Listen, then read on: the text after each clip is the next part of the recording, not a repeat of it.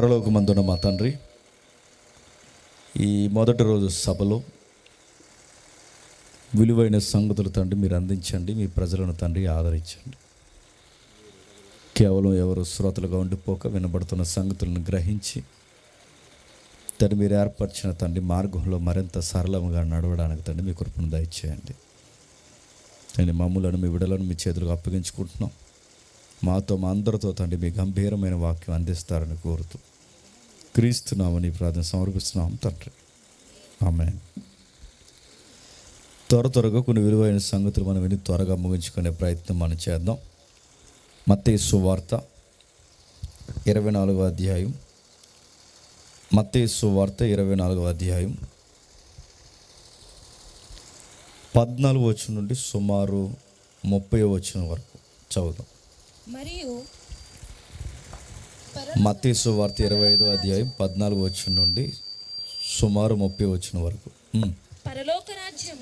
పరలోక రాజ్యము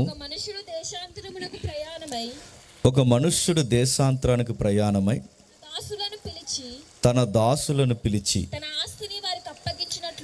తన ఆస్తిని వారికి అప్పగించినట్లుండును.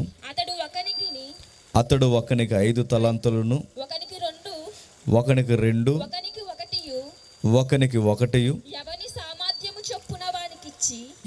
సామర్థ్యం చొప్పున వానికి ఇచ్చి వెంటనే దేశాంతరము పోయెను. 5 తలాంతులు తీసుకొనిన వాడు వెళ్ళి వాటితో వ్యాపారము చేసి మరి 5 తలాంతులు సంపాదించెను. అలాగుననే 2 తీసుకొనిన వాడు మరి 2 సంపాదించెను. అయితే ఒక తలాంతు తీసుకొనిన వాడు వెళ్ళి భూమిని త్రవ్వి తన యజమానుని సొమ్ము దాచిపెట్టెను. బహుకాలమైన తరువాత ఆ దాసుల యజమానుడు వచ్చి వారి యొద్ద లెక్క చూచుకొనెను. అప్పుడు 5 తలాంతులు తీసుకొనిన వాడు మరి 5 తలాంతులు తెచ్చి అయ్యా నీవు నాకు 5 తలాంతులు అప్పగించితివే, అవియుగాక మరి 5 తలాంతులు సంపాదించితినని చెప్పెను. అతని యజమానుడు బలా నమ్మకమైన మంచి దాసుడా, నీవు ఈ కొంచెములో నమ్మకముగా ఉంటివి, నిన్ను అనేకమైన వాటి మీద నియమించెదను. నీ యజమానుని సంతోషములో పాలు పొందుమని అతనితో చెప్పెను. అలాగే 2 తలాంతులు తీసుకొనిన వాడు వచ్చి అయ్యా నీవు నాకు 2 తలాంతులు అప్పగించితివే, అవియుగాక మరి 2 తలాంతులు సంపాదించుతునని చెప్పాను. అతని యజమానుడు బలా నమ్మకమైన మంచి దాసుడా, నీవు ఈ కొంచెములో నమ్మకముగా ఉంటివి, నిన్ను అనేకమైన వాటి మీద నియమించెదను. నీ యజమానుని సంతోషములో పాలు పొందుమని అతను చెప్పాను. 26వ వచనంలో అందుకు అతని యజమానుడు వాడిని చూసి సోమరివైన చెడ్డదాసుడితో నేను విత్తని చోట కోయవాడును, చల్లని చోట పంట కూర్చుకొని వాడనని నువ్వు ఎరుగుదువా అట్లయితే అని చెప్పి 30వ వచనం మరియు ఆ పనికి మాలిన దాసుని ఎలిపెట్టి చీకట్లోనికి త్రోసివేయడి, అక్కడ ఏడ్పును పండ్లు కొరుకుటయి ఉండునని చెప్పాను. ఆగదు. అందరి దగ్గర బైబిల్ ఉందా? జాగ్రత్తగా వినండి. ఎవరి దగ్గర బైబిల్ లేకపోయినా పక్కవారు బైబిల్ చూడండి. బైబిల్ లేకుండా క్రైస్తవ సభలో కూర్చోకూడదు. మనకున్న గౌరవం ఏదన్నా ఉందంటే మన సొంతంగా మన చేతుల్లో ఒక బైబిల్ ఉండాలి. కళ్యాణ మండపానికి వచ్చినట్టు వెళ్ళకూడదు. మన చేతుల్లో బైబిల్ ఉండాలి. నిలబడి మాట్లాడుతున్న బోధకుడు ఏం మాట్లాడుతున్నాడో కాస్తంత పరీక్షించుకోవాల్సిన బాధ్యత మీకు ఉండాలి.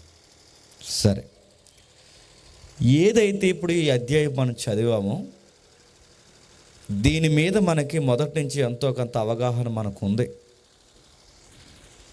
క్రైస్తవ సమాజంలోకి వచ్చిన ఎవరికైనా సండే స్కూల్ లెవెల్ నుండి ఈ అధ్యాయం మీద కాస్తంత అవగాహన ఉంది.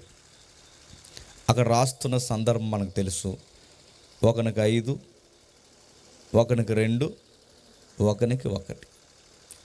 5 తలాంతులు కలిగిన వాడికి మరిన్ని 5 తలాంతులు దేవుడు అనుగ్రహించాడట. 2 తలాంతులు కలిగిన వాడికి దేవుడు మరి 2 అనుగ్రహించాడట. 1 తలాంతు కలిగిన వాడిని నరికి అని ఎలుపట చీకటిలో గెంటేమన్నాడట. ఇది మాకు తెలుసు కదా అని చూడకండి, మనకు తెలియాల్సినవి చాలా ఉన్నాయి. మన దేవుడితో వచ్చిన ఆ సందర్భాన్ని మీరు జాగ్రత్తగా గమనిస్తే, మన దేవుడు ఇస్తాడన్నది ఎంత వాస్తవమో, ఇవ్వబడిన దాన్ని సరిగ్గా ఉపయోగించకపోతే ఒకరోజు తిరగేసి లెక్క అడుగుతాడన్నది కూడా అంతే వాస్తవం. ఆయన ఇచ్చినప్పుడు ప్రాబ్లం లేదు, తీసుకున్న వాళ్ళు తీసుకుంటున్నప్పుడు ప్రాబ్లం లేదు, ఆయన ఊరెళ్తున్నప్పుడు ప్రాబ్లం లేదు. ప్రాబ్లం ఎప్పుడు వచ్చిందంటే ఆయన తిరిగి వచ్చి అడిగాడు. మన దేవుడు అడుగుతాడు, నీకు ఇల్లు ఇచ్చాడా, ఆ ఇంటిని బట్టి నిన్ను ఒకరోజు అడుగుతాడు. నీకు బండి ఇచ్చాడా, ఆ బండిని ఏ విధి విధానం ఎలా ఉపయోగిస్తున్నావో నిన్ను అడుగుతాడు. నీకు ఆరోగ్యం ఇచ్చాడా, ఆ ఆరోగ్యాన్ని దేనికి ఉపయోగిస్తున్నావో అడుగుతాడు. నీకు తలంతు ఇచ్చాడా, తలంతుని అడుగుతాడు. నీకు ఓపిక ఇచ్చాడా, ఓపికను అడుగుతాడు. నీకు డబ్బు ఇచ్చాడా, డబ్బు అడుగుతాడు. ఆయన ఇస్తాడు, ఒకరోజు తిరగేసి అడుగుతాడు. ఆయన అడిగే దేవుడు అంటే ఆయన అడుగుతాడు ఖచ్చితంగా. ఒక ఉదాహరణ చెబుతాను, జాగ్రత్తగా వినండి. బైబిల్ యొక్క కుటుంబ నేపథ్యాలు, వ్యక్తిగత జీవితాలు నమోదు చేయబడిన చరిత్రలు మనం చదువుతున్నప్పుడు, ఆయన భూమి మీద సంచరించినప్పుడు 10 మంది కుష్ఠరోగులను శుద్ధిపరిచాడట. ఆ 10 మంది కుష్ఠరోగులను శుద్ధిపరిస్తే వెళ్ళిపోయిన తర్వాత తిరిగి వచ్చింది ఎంతమంది అంట? 1. ఆ తిరిగి వచ్చిన 1ని ఏమని అడిగాడు? భలే వచ్చిన 1 అనలేదు ఆయన. మిగిలిన 9 మంది ఏరి అంటే ఈయన అడుగుతాడు. ఏం అడుగుతాడు? నీకేమిచ్చినా అడుగుతాడు.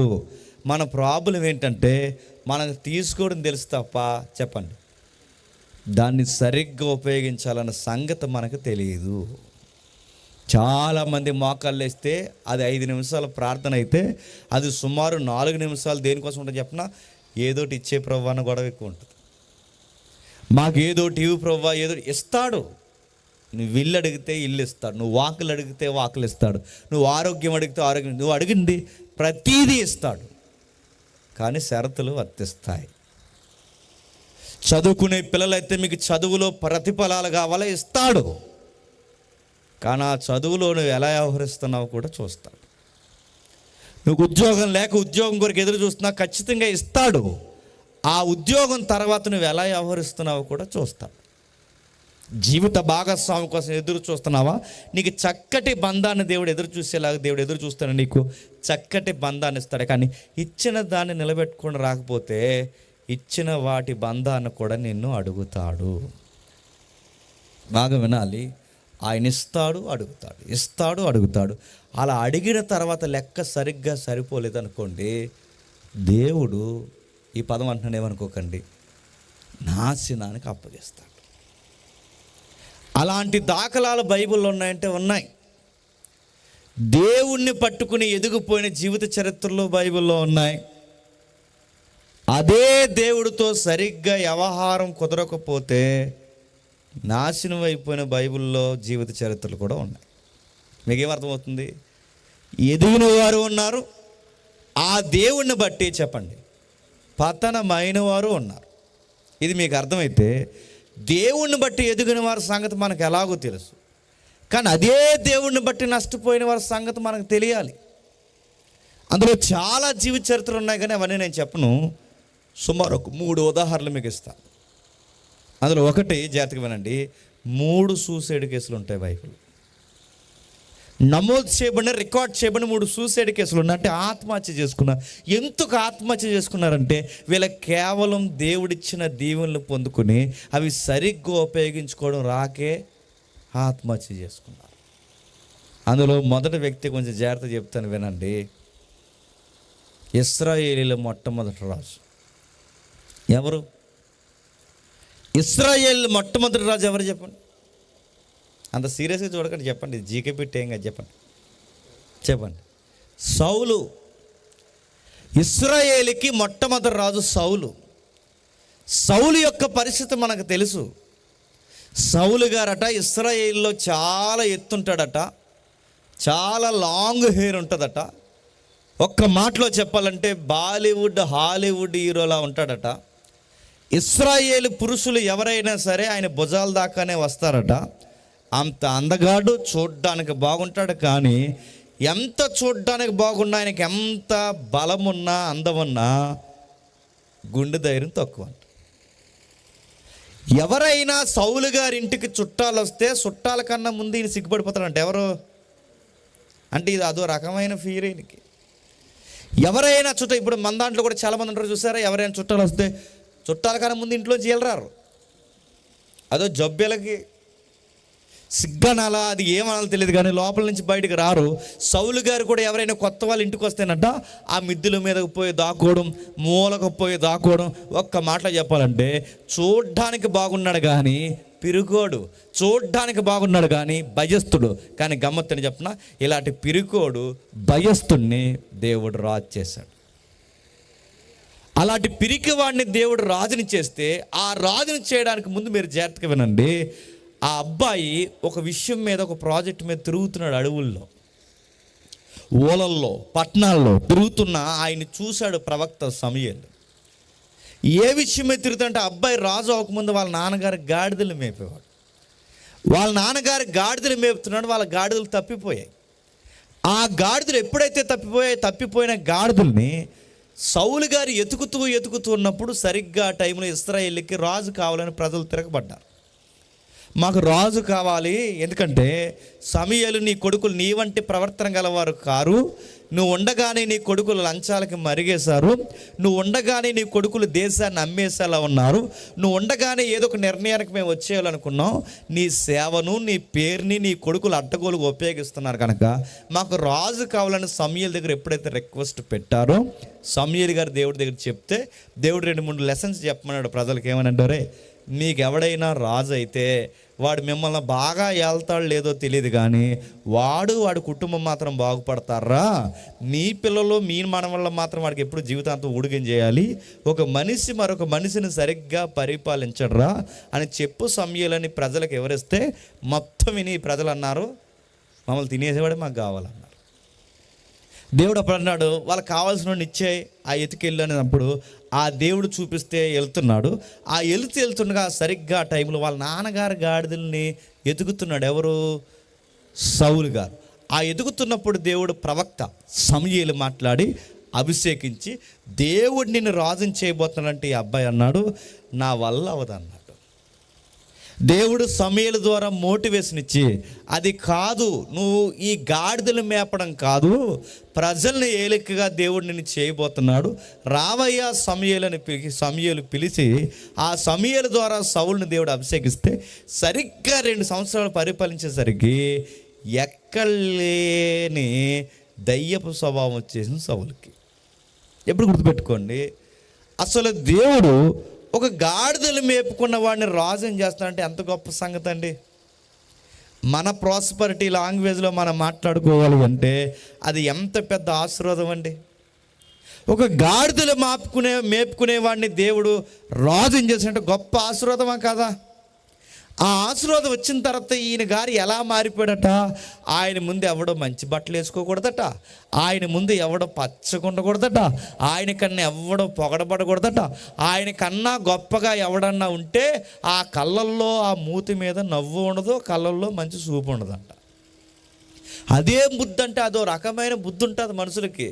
సౌలు కనబడ్డాడు, చాలామంది సౌలు కనబడరు అంతే. ఈ సాతాను మనకి ఈ తరానికి, నా మాటలు మీకు అర్థమవుతున్నా లేదో, ఆ సౌలు గారి యొక్క ఆ ప్రవర్తన మీరు గమనిస్తే సరిగ్గా 2 సంవత్సరాలు పరిపాలించేసరికి ఆయనకి సింహాసనం పిచ్చి పట్టింది. ఆ సింహాసనం పిచ్చి ఎంత పట్టిందంటే, రేపొద్దున్న నేను చనిపోతే ఆ సింహాసనం ఎవడి మీద కన్నా వెళ్ళిపోయి ఎవడన్నా దాన్ని ఎక్కేస్తాడేమని చెప్పి తనకి తన కుటుంబానికి మాత్రమే ఉండాలని ఆ సింహాసనం పిచ్చిలో ఊగుతున్న టైంలో సరిగ్గా ఫిలిస్తీన్ల దగ్గర నుంచి యుద్ధం వచ్చింది. నా మాటలు మీకు అర్థమవుతున్నాయా? మీకు అర్థమైపోయినా అర్థమైతే చూడండి, తర్వాత అన్నీ అర్థమవుతాయి. నెక్స్ట్, ఎప్పుడైతే ఫిలిస్తీన్ల దగ్గర నుంచి యుద్ధం వచ్చిందో, ఆ యుద్ధం వచ్చినప్పుడు సౌలు ఏమనుకుంటే తన బలగాలను వేసుకుని ఎలాగైనా సరే ఫిలిస్తీన్లు ఓడించేద్దాం అనుకున్నాడు. ఎక్స్పెక్ట్ చేయని ఆన్సర్ ఏంటంటే, ఒక పెహల్వాన్ ఉన్నాడు ఆ టీంలో. పెహల్వాన్ అంటే బలశాలి. ఆ బలశాలి నిలబడేవాడు అన్నాడు, మా టీం అంతా మీ మీదకి రావడం, మీ టీం అంతా మా మీదకి రావడం, ఇదంతా టైం వేస్ట్ కార్యక్రమం. అందుకే ఏం చేద్దామంటే, మా టీం నుంచి పెహల్వాన్గా నేను వస్తాను, నాలాంటి జబర్దస్తి మగాడు ఎవడన్నా ఉంటే మీ టీంలోంచి ఎవడైనా రండ్రా అన్నాడంట. వద్దామనుకున్నారు కానీ ఆయన చూస్తే పగలే జ్వరం వచ్చేస్తుంది. ఆడి పేరు చెప్పండి, గోలియాతు. తెలిసిన విషయమే, జాగ్రత్తగా వినండి. వాడు అంటున్నాడు, మా టీంలో నేను ఓడిపోతే మా ఫిలిస్తీన్లందరూ, మా కంట్రీ ఓడిపోయినట్టే. మీ టీం నుంచి ఎవడైనా రిప్రజెంట్కి వస్తే వాడు ఓడిపోతే మీ కంట్రీ మొత్తం ఓడిపోయినట్టే. ఇది బెట్టు, ఇది సవాలు, వస్తారా నన్ను రమ్మంటారా అని సుమారు 1 రోజు కాదు, 2 రోజులు కాదు, 3 రోజులు కాదు, 4 రోజులు కాదు, 40 రోజులను జరుస్తుంటే రాజు కానీ సైనికులు కానీ కిమ్మం లేదంట. ఎందుకు? ఎవడా నువ్వు అంటే అదే లాస్ట్ రోజు ఆడికి. ఎందుకంటే ఆడు కాలు సైజు కానీ, ఆడు భుజం సైజు కానీ, వాడు ఈటి మోస్తున్నారట ఇద్దరు, ఆడు డాలు కానీ, వాడిని చూస్తుంటే పగలే జ్వరం వస్తుంది. కానీ స్తంభానికి సగం ఉన్నాడు. ఆడు పిలుస్తున్నాడు, రండ్రా రండ్రా అని. లోపల గుసగుసలు మాట్లాడుతున్నారు ఈ సైనికులందరూ. ఏమనంటే, నేను వెళుదును కానీ నాకు మొన్నే పెళ్ళి అయింది అన్నాడట అందులో ఒకడు. లేకపోతే వెళ్ళిపోదును. మరి మరొకడు అన్నాడు, నేను వెళుతును కానీ మా నాన్నకు ఒకటి ఉన్నాను, లేకపోతే వెళ్ళిపోదును అన్నాడు. అంటే అందరు ఎదవకవర్లు వెనకాల చెప్తారు కానీ ముందుకు రారండి. అంత సవాలు ఎదురు నిలబడి మాట్లాడుతున్నప్పుడు ఎవరు వెళ్ళనట్టున్నారు. ఈ విషయాన్ని పసిగట్టిన రాజు ఆ కిటికీలో చూసి, అంటే బ్యారక్స్ ఉంటాయి, ఈ సైనికులకు బ్యారక్లు అంటారు, వాటిని అంటే గుడారాల్లాగేస్తారు. ఆ బ్యారక్ ఇండోలో నుంచి చూస్తూ సౌలు అన్నాడట, రేయ్ ఇదంతా కాదు కానీ ఎవడైతే వెళ్ళి వాడిని కొడతాడో, ఎవడైతే వెళ్ళి ఆడి మెడకాయ మీద తలకాయ నరికేస్తాడో వాడికి నా దేశాన్ని సగం రాసి ఇచ్చేస్తా అన్నాడట. అంతేనా? మరో ఆఫర్ ఇచ్చాడు, ఏంటంటే మా చిన్న అమ్మాయిని కూడా ఇచ్చి పెళ్లి చేసేస్తా అన్నాడంట. నా మాట మీకు అర్థమవుతుంది లేదు, మన పరిభాషలో మాట్లాడుకుందాం. అంటే నా యొక్క ప్రాపర్టీ సగం రాసి ఇచ్చేస్తాను, నా కదిలే ఆస్తి అయినా మా చిన్న అమ్మాయిని కూడా మీకు ఇచ్చి పెళ్లి చేసేస్తాను. ఎవడెళ్తాడంటే, ఎవడన్నా వెళ్దామనుకున్నా ఇంకా మళ్ళీ రారని అర్థమైపోయింది అందరికీ. ఎందుకంటే ఆడు సంకలేసి నొక్కేసిన ఉన్నాడు, అంత ఎత్తున్నాడు ఆడు బలం కానీ, వాడి యొక్క ఈటు కానీ, ఇవన్నీ చూస్తుంటే ఆడు పిలుస్తున్నాడు, రే ఇశ్రాయేలీలో ఎవడో నా మీదకి తిరగబడేవాడు ఎవడో లీడర్ అంటే వీళ్ళ మౌనం ఎలా ఉందంటే, లేము మేము వినము, నువ్వు ఎవడో మాకు తెల్లన్నాడు చూస్తున్నారు. ఎవరి వైపు? గొలియాత్ వైపు. వెళ్ళట్లేదు. ఈ వెళ్ళని టైంలో ఏం చేశారంటే, ఇప్పుడంటే టెలిగ్రామ్లు, వాట్సాప్లో, ఇన్స్టాగ్రామ్లో, ఎందుకంటే తుమ్మితే ఫోటో, దగ్గుతే ఫోటో, ఏడుస్తే ఫోటో, వంగుంటే ఫోటో, నిలబడితే ఫోటో, అన్నీ ఫోటో, చచ్చినోడితో ఫోటో, బతికినోడితో ఫోటో, తిన్నప్పుడు ఫోటో, బాత్రూమ్ పోయినప్పుడు కూడా ఫోటో, అన్ని ఫోటోలు. ఎందుకు? ఈ ఫోటోలు తీసి ఏం చేస్తారు? స్టేటస్లో, చెప్పండి, అప్డేట్ స్టేటస్లు, రీల్స్. మనం ఎక్కడున్నాం, ఏం చేస్తున్నాం, ఎప్పటికప్పుడు ఇన్ఫర్మేషన్ ఇస్తున్నాం లేదా స్టేటస్లు పెట్టి నడుతున్నాను. ఇప్పుడు ఊరెళ్ళి బస్సు ఎక్కుతున్నాను అనుకోండి, బస్సు ఎక్కువైంది ఫోటో, బస్సులో కూర్చున్నప్పుడు ఫోటో, ఆ కండక్టర్ వచ్చి టికెట్ ఎత్తున్నాడు ఆడుకో ఫోటో, మళ్ళీ ఆడికి ఇంకెలా టికెట్ లేవు ఆడవాళ్ళకి, ఆధార్ కార్డు చెబుతున్నారు ఆడుకో ఫోటో. పని లేకపోతే తిరిగేస్తున్నారండి మధ్య ఆధార్ కార్డు మీద. నేను అడుగుతున్నాను అన్ని ఫోటోలు. ఈరోజంటే కమ్యూనికేషన్ స్కిల్స్ ఉన్నాయి. ఇంకా చెప్పాలంటే సోషల్ మీడియా ప్లాట్ఫామ్ మీద ఎక్కడ ఏం జరుగుతుందో వెంటనే ఎక్స్క్లూజివ్ న్యూస్ వస్తుందా లేదా? కానీ ఆ రోజుల్లో లేదు, ఇంత వేగవంతమైన వార్తా సమాచారం న్యూస్ లేదు.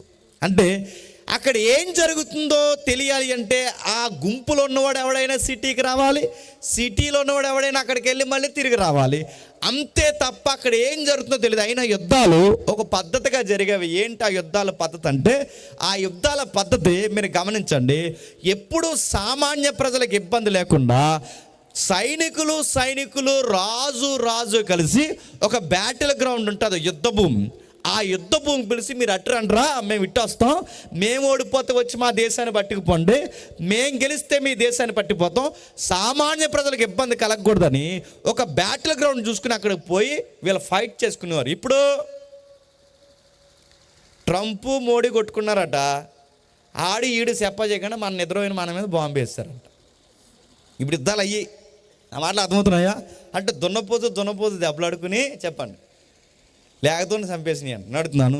ఒకప్పుడు నడుతున్నాను, మీరు రాజులు మీరు కొట్టుకోండి నడుతున్నాను, సైనిక బలగాలుగా నిలబడండి, కానీ సామాన్య ప్రజలకు ఏం జరుగుతుందో లేపో తెలిసే లోపే నిద్రలోనే బాంబులే చంపేస్తున్నారు లేదా? ఇప్పుడు యుద్ధానికి నీతి లేదు. అప్పుడు రాత్రులు అయితే యుద్ధం చేసి మానేసేవారు, పగలున్నప్పుడే యుద్ధం, రాత్రి అయితే యుద్ధం లేదు. అయినా ఎదుటోళ్ళు ఒప్పుకునేంత వరకు సవాళ్ళు, ఒప్పుకోకపోతే అప్పుడు దాడి. ఒక యుద్ధ నీతి ఉండేది. వాడు వచ్చాడు, పిలిచాడు, మేమందరం వచ్చాం మీరు వస్తారని 40 days పిలుస్తుంటే ఇక్కడ ఏం జరుగుతుందో సిటీలో ఉన్న, యెరూషలేములో సిటీలో ఉన్న వారికి, బెత్లెహేంలో ఉన్న వారికి, లేదా ఇజ్రాయెల్ దేశంలో ఉన్న వారికి తెలుసు అక్కడ ఏం జరుగుతుందో తెలియదు. ఇజ్రాయెల్ దేశంలో ఉన్న సామాన్య ప్రజలందరూ ఏమనుకుంటున్నారంటే మా వాళ్ళు ఫిలిస్తీన్లు ఎరగదీసేస్తున్నారు అనుకున్నారు. వీళ్ళేమి ఎరగదీయట్లేదు చెప్పండి. వీళ్ళకి ఒక్కొక్కడికి వణుకు వచ్చేసి లోపల దాక్కున్నారు. వీళ్ళు ఏమనుకుంటున్నారు, లోపల మా వాళ్ళు ఎరగదీసేస్తున్నారు. అందులోని వీళ్ళు ఇంటి నుంచి యుద్ధాలకు వచ్చేటప్పుడు ఏమని చెప్పొచ్చుంటారు చెప్పండి? వాళ్ళ వైఫ్లకి ఏం చెప్పుంటారు చెప్పండి? ఇదిగో ఎడగెళ్తున్నాను తెలుసా, ఆ కత్తిలది యుద్ధానికి వెళ్తున్నా. ఆ కత్తి ఎత్తినప్పుడు వాళ్ళ ఆవిడకి ఎన్ని బిల్డప్లు ఇచ్చి ఉంటాడు వీడు.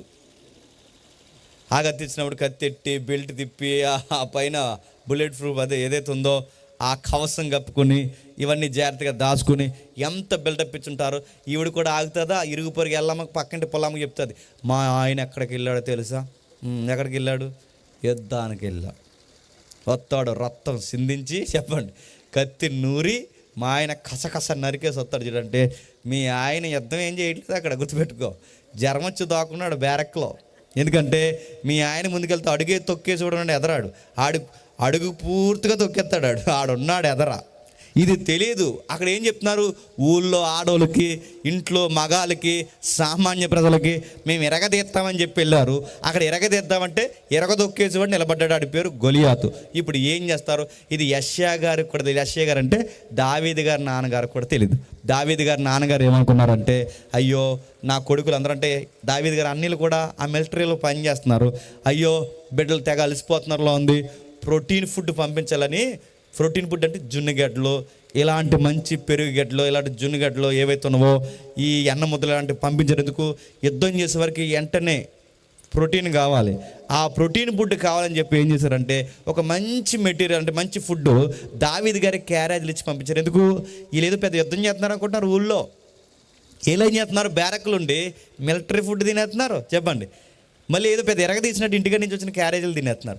యుద్ధం చేసేది ఎవరు లేడు, అన్ని సోది చెప్పుకుంటున్నారు. ఆ బ్యారక్లో కూర్చొని ఏం చేస్తున్నారంటే ఆ ఇండోర్ గేమ్స్ ఆడుకుంటున్నారు లోపల. ఆడేం బయట ఉండి తిడుతున్నాడు, ఆడి గ్యాప్ వచ్చినప్పుడల్లా బయటకు వస్తున్నాడు. ఎవరు?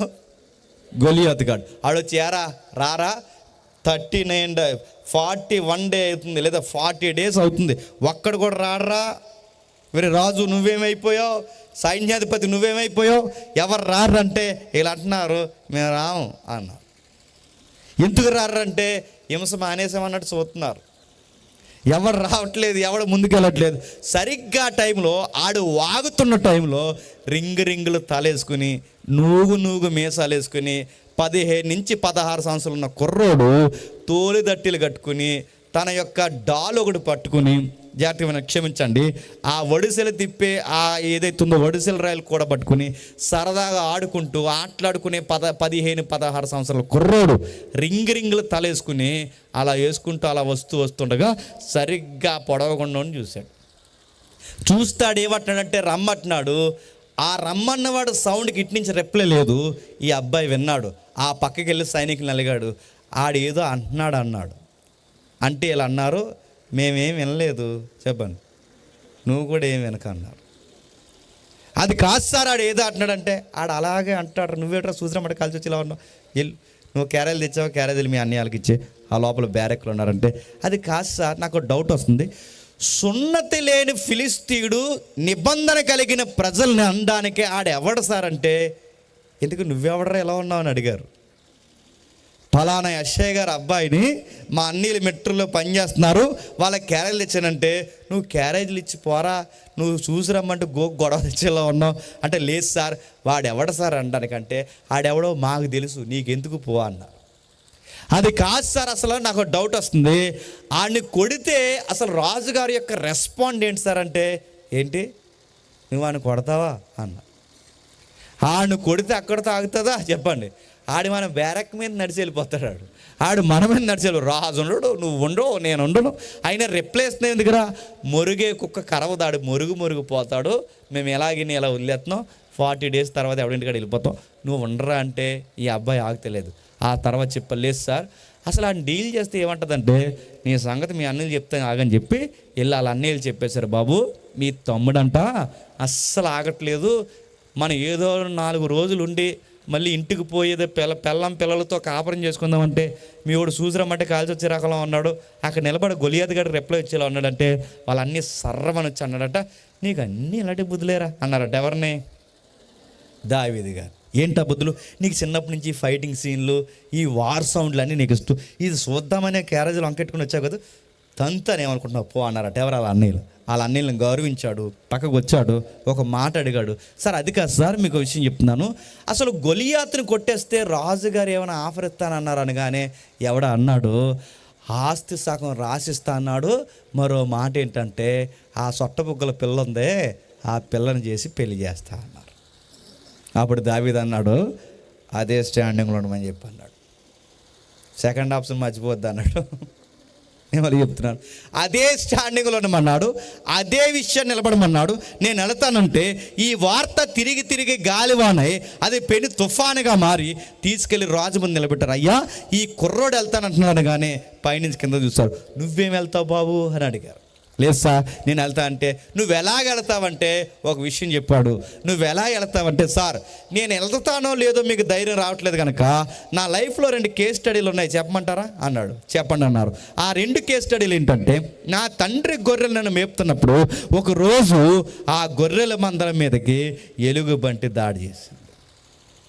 ఆ ఎలుగుబంటి దాడి చేస్తే ఏం చేసాం? సెట్ ఎక్కలేదు. మనకి ఎలుగుబంటి కనబడితే టెక్స్ట్ బుక్లు ఏం చేయమన్నారు చెప్పండి మీ టెక్స్ట్ బుక్లు ఇప్పుడు జనరేషన్ టెక్స్ట్ బుక్లు ఉండలేదు కానీ అప్పుడు టెక్స్ట్ బుక్లు ఏముండదు. ఎలుగుబంటి కనబడితే చెట్టు ఎక్కడం రాకపోతే ఏం చేయాలంట? ఇలా శవాల పడుకుంటానంట ఎలుగుబంటి వచ్చి శవాలు మనం గౌరవించాలి, ఈ శవాలు మనం ఏం చేయకూడదని ఇలా వాసన చూసి ఎలుగుబంటి అలాగా చేశారని పీక్కు తినేద్ది. అది కథ, ఇది రియాలిటీ. మీకు ఎలుగుబంటి కనబడిందో నీకు చెట్టు ఎక్కడం వచ్చినా రాకపోయినా పరుగు అంతే. అంతకు మించి నేను చచ్చిపోయాను ఊపిరాడతలేదు కావాలంటే చూడని దాంతో ముచ్చట్లు ఇట్టావో చెంప సీరేద్దాం మళ్ళీ చెప్తున్నాను. దాని దగ్గర ఈ కథలో కుదరవు. అసలు ఎలుగుబంటి అంటేనే అది చాలా రాడికల్గా ఉంటుంది. అసలు ఏ జంతువుతో అన్నా ఫైట్ చేయొచ్చు కానీ ఎలుగుబంటితో ఫైట్ చేయకూడదు. పులి కానీ సింహం కానీ ఉందనుకోండి, టెక్నిక్స్ ఎప్పుడు జరగకూడదని కోరుకుంటున్నాను.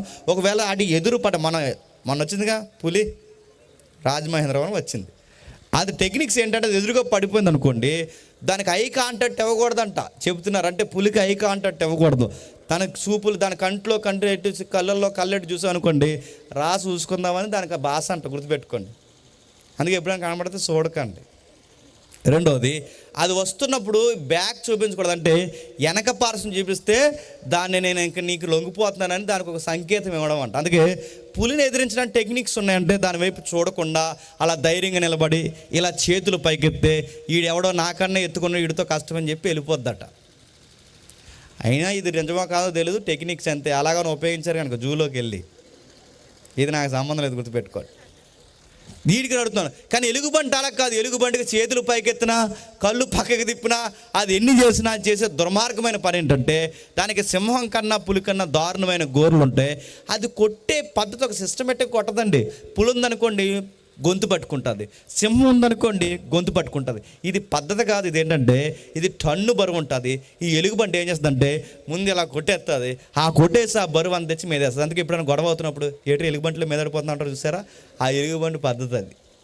అంటే అది ముందు మీదడిపోద్ది, ఆ ఊపిరాడకుండా నొక్కేద్ది, ఇలా సరిపోద్ది, ఆ గోర్లు ఉంటే చూస్తే అలా లాగెస్తుంది, ఆ మాంసం అంతా బయటికి పీకేస్తుంది. అలాంటి ఎలుగుబంటినట దావీదు గారు, నా తండ్రి గొర్రెల మందలో ఎలుగుబంటి వచ్చి ఒక గొర్రె పిల్ల ఎత్తుకెళ్ళడానికి ప్రయత్నం చేస్తే దాని గడ్డం పట్టుకుని కిందేసి కొట్టేసాను సార్ అన్నాడట. ఇది నిజమా అంటే ఇది నిజమే, ఇది నిజమా అంటే నిజమే. దాని సంఖ్యలు సీరియసా? రాజుగారికి మతిపోయింది, చుట్టూ ఉన్న వారికి కూడా మతిపోయింది. ఇది నిజమా అంటే నిజమైన డిక్లేర్ అయింది. ఎలుగు బంటిని తీసి అవతల పడేసాను గడ్డి పక్కల సార్, ఎందుకంటే నా వెనక నా దేవుడు ఉన్నాడు. రెండవది, మరలా నేను గొర్రెలు మేపుతుంటే ఈసారి సింహం వచ్చింది సార్. ఆ సింహం వస్తే నేను ఏం చేశానో తెలుసా? ఈసారి సింహం వచ్చినప్పుడు పరిగెట్టలేదు. సింహం నన్ను పరిగెట్టించడం కాదు, నేనే సింహాన్ని పరిగెట్టించాను. ఇప్పుడు బాగా వినండి, ఇవన్నీ నిజంగా జరుగుంటాయంటే ఖచ్చితంగా చరిత్రలో జరిగాయి. ఎప్పుడో నేను చెప్పిన ఉదాహరణ మీకు చెప్తాను, జాగ్రత్తగా వినండి. మీకు ఎవరన్నా పిల్లలు ఉన్నారనుకోండి, మన రాజమహేంద్రవరం పులి వచ్చిందంటే నీకు పిల్లలు ఉన్నారనుకోండి, సరిగ్గా మీ పిల్ల ముందుకి పులో సింహం వస్తే మీ పిల్లను వదిలి పారిపోతారా, పులి మీదకి తిరగబడతారు? చెప్పాలి. మీ పాపో బాబో ఉన్నారనుకోండి, మీ పాప మీదకో బాబు మీదకో పులో సింహం వచ్చిందనుకో మీరు ఏం చేస్తారు? వదిలేస్తారా? తింటే తిన్నే బిడతో పోతే నేను బతుకుతా అనుకుంటారా? సావో రేవో ముందా పులి మీదకు దూకుతాం, సావో రేవో ముందా సింహం మీద దూకుతాం. ఎందుకంటే నా బిడ్డ మీద ఉన్న ప్రేమ అది మరణం కన్నా గొప్పది, నా బిడ్డ మీద ఉన్న ప్రేమ అది మరణం కన్నా బలమైనది. అందుకే నేను చచ్చినా పర్లేదు కానీ బిడ్డకి ఏం కాకూడదని ఎదుర్కొన్న ఎంత బలవంతమైన జీవైనా దాన్ని తాట తీస్తానని దీనే చెప్పండి. ఇది మీకు అర్థమైతే దావీదు గొర్రెల్ని బాగా వినాలి, దావీదు గొర్రెల్ని గొర్రెల్లా చూడ్డట, బిడ్డల్లా చూస్తాడు. దావీదు గొర్రెలకి పేర్లు పెట్టి పిలుస్తాడట, దావీదు గొర్రెల్ని ఫ్రెండ్స్లా చూస్తాడట, దావీదు గొర్రెల్ని సొంత బిడ్డల్లా చూస్తాడట. అలాంటి బిడ్డను ఏదో మృగము చెత్తుకెళ్ళిపోతే ఊరుకుంటాడా? దాని సంగతి చూశాడు. అందుకే సింహం వచ్చినా చీరేశాడు, ఎలుగుబంటి వచ్చినా తరివేశాడు, ఎలాంటి మృగము గోడచారు వచ్చినా వాళ్ళ సంగతి వాటి అంతు చూశాడు. అలాంటి కేసులు చెప్తున్నప్పుడు రాజుకు మతిపోయింది, ప్రధానమంత్రులకు మతిపోయింది, సైన్యాధిపతులకు మతిపోయింది. ఇవన్నీ వింటున్నప్పుడు ఒక మాట అన్నాడు, అయ్యా మీకు విషయం చెప్పాలి, సింహాన్ని ఎదిరించే బలం ఉంది, ఎలుగుబండిని ఎదిరించే శక్తి ఉంది. ఈ బలము శక్తి నాకు ఎవరిచ్చారంటే దేవుడైన యెహోవా. నేను చెబుతున్నాను రాజా, సింహాన్ని కొట్టగలిగిన నేను, ఎలుగుబంటిని కొట్టగలిగిన నేను ఈ పనికి మాలను కొట్టలేనని అడిగాడు. గుర్తుపెట్టుకోండి, కంపారిజన్ అదిరిపోయింది అంతే. సింహం కన్నీడు బలమైనడు కాదు, ఎలుగుబంటి కన్నీడు బలమైనడు కాదు, మృగాన్నే మట్టి కరిపించిన వాడిని ఈయన్ని కొట్టడానికి ఏముంది, ఈడి సంగతి కూడా చూస్తాను. కానీ రాజు ఇంకేమాత్రం ఆలస్యం చేయకుండా కుర్రోడు చాలా ఫైర్లో ఉన్నాడని చెప్పి వెంటనే ఆ కుర్రోడికి బుల్లెట్ ప్రూఫ్ జాకెట్లు అంటే తన యుద్ధ కవచాలు ఏవైతున్నావో ఆ కవచాలన్నీ వేస్తే దావీదు గారికి లూజ్ అయిపోయింది. ఎందుకు? దావీదు గారి వయసు చాలా చిన్నది, సౌలు గారి వయసు చాలా పెద్దది. ఆయన బాడీ వెయిట్ హైట్ ఎక్కువ, ఈయన బాడీ హైట్ వెయిట్ తక్కువ. అందుకే అవి మ్యాచ్ అవ్వలేదు. ఆ టైంలో ఏమైందంటే నేను వెళ్తాను సార్ అన్నాడు, పంపించాడు. ఆ పంపించిన తర్వాత ఏం జరుగుతుందో తెలుసు, ఆ యుద్ధాలు కత్తులు ఇవన్నీ మాకు అలవాటు లేదు సార్. నేను జనరల్గా ఎలాగైతే మృగాలను ఎదిరించిన అలవాటు నాకు ఉందో అలాగే నా దగ్గర ఒక ఆయుధం ఉందని చెప్పి ఆ ఏటుకొట్టుకు పోయాడు. 5 రాళ్ళు తెచ్చాడు, ఒడిసెల్లో పెట్టాడు, తిప్పాడు. ఒకటే రాయి, 4 రాళ్ళు ఇంకా మిగిలిపోయినాయి. ఒకటే రాయ గిర్ర తిప్పి సరిగ్గా వాడిని ఎక్కడ కొట్టాలి అక్కడ కొట్టాడు.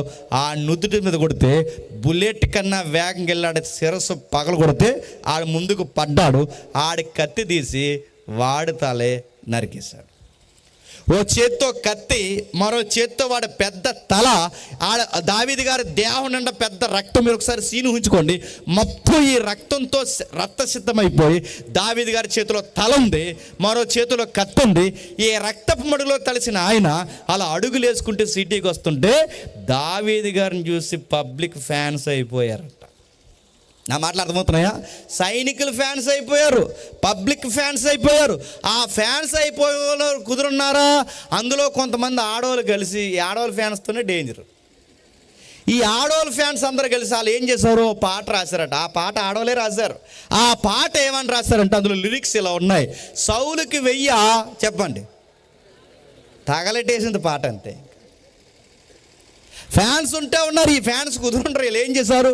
సౌలుకి 1000, దావీదుకి 10,000, దావీదుకి 10,000, సౌలుకి 1000 అనగానే ఆ పాట సౌలు గారు విన్నారంట. ఏంటి? గొర్రెలు కాసుకునే కుర్రోడికి 10,000. చెప్పండి.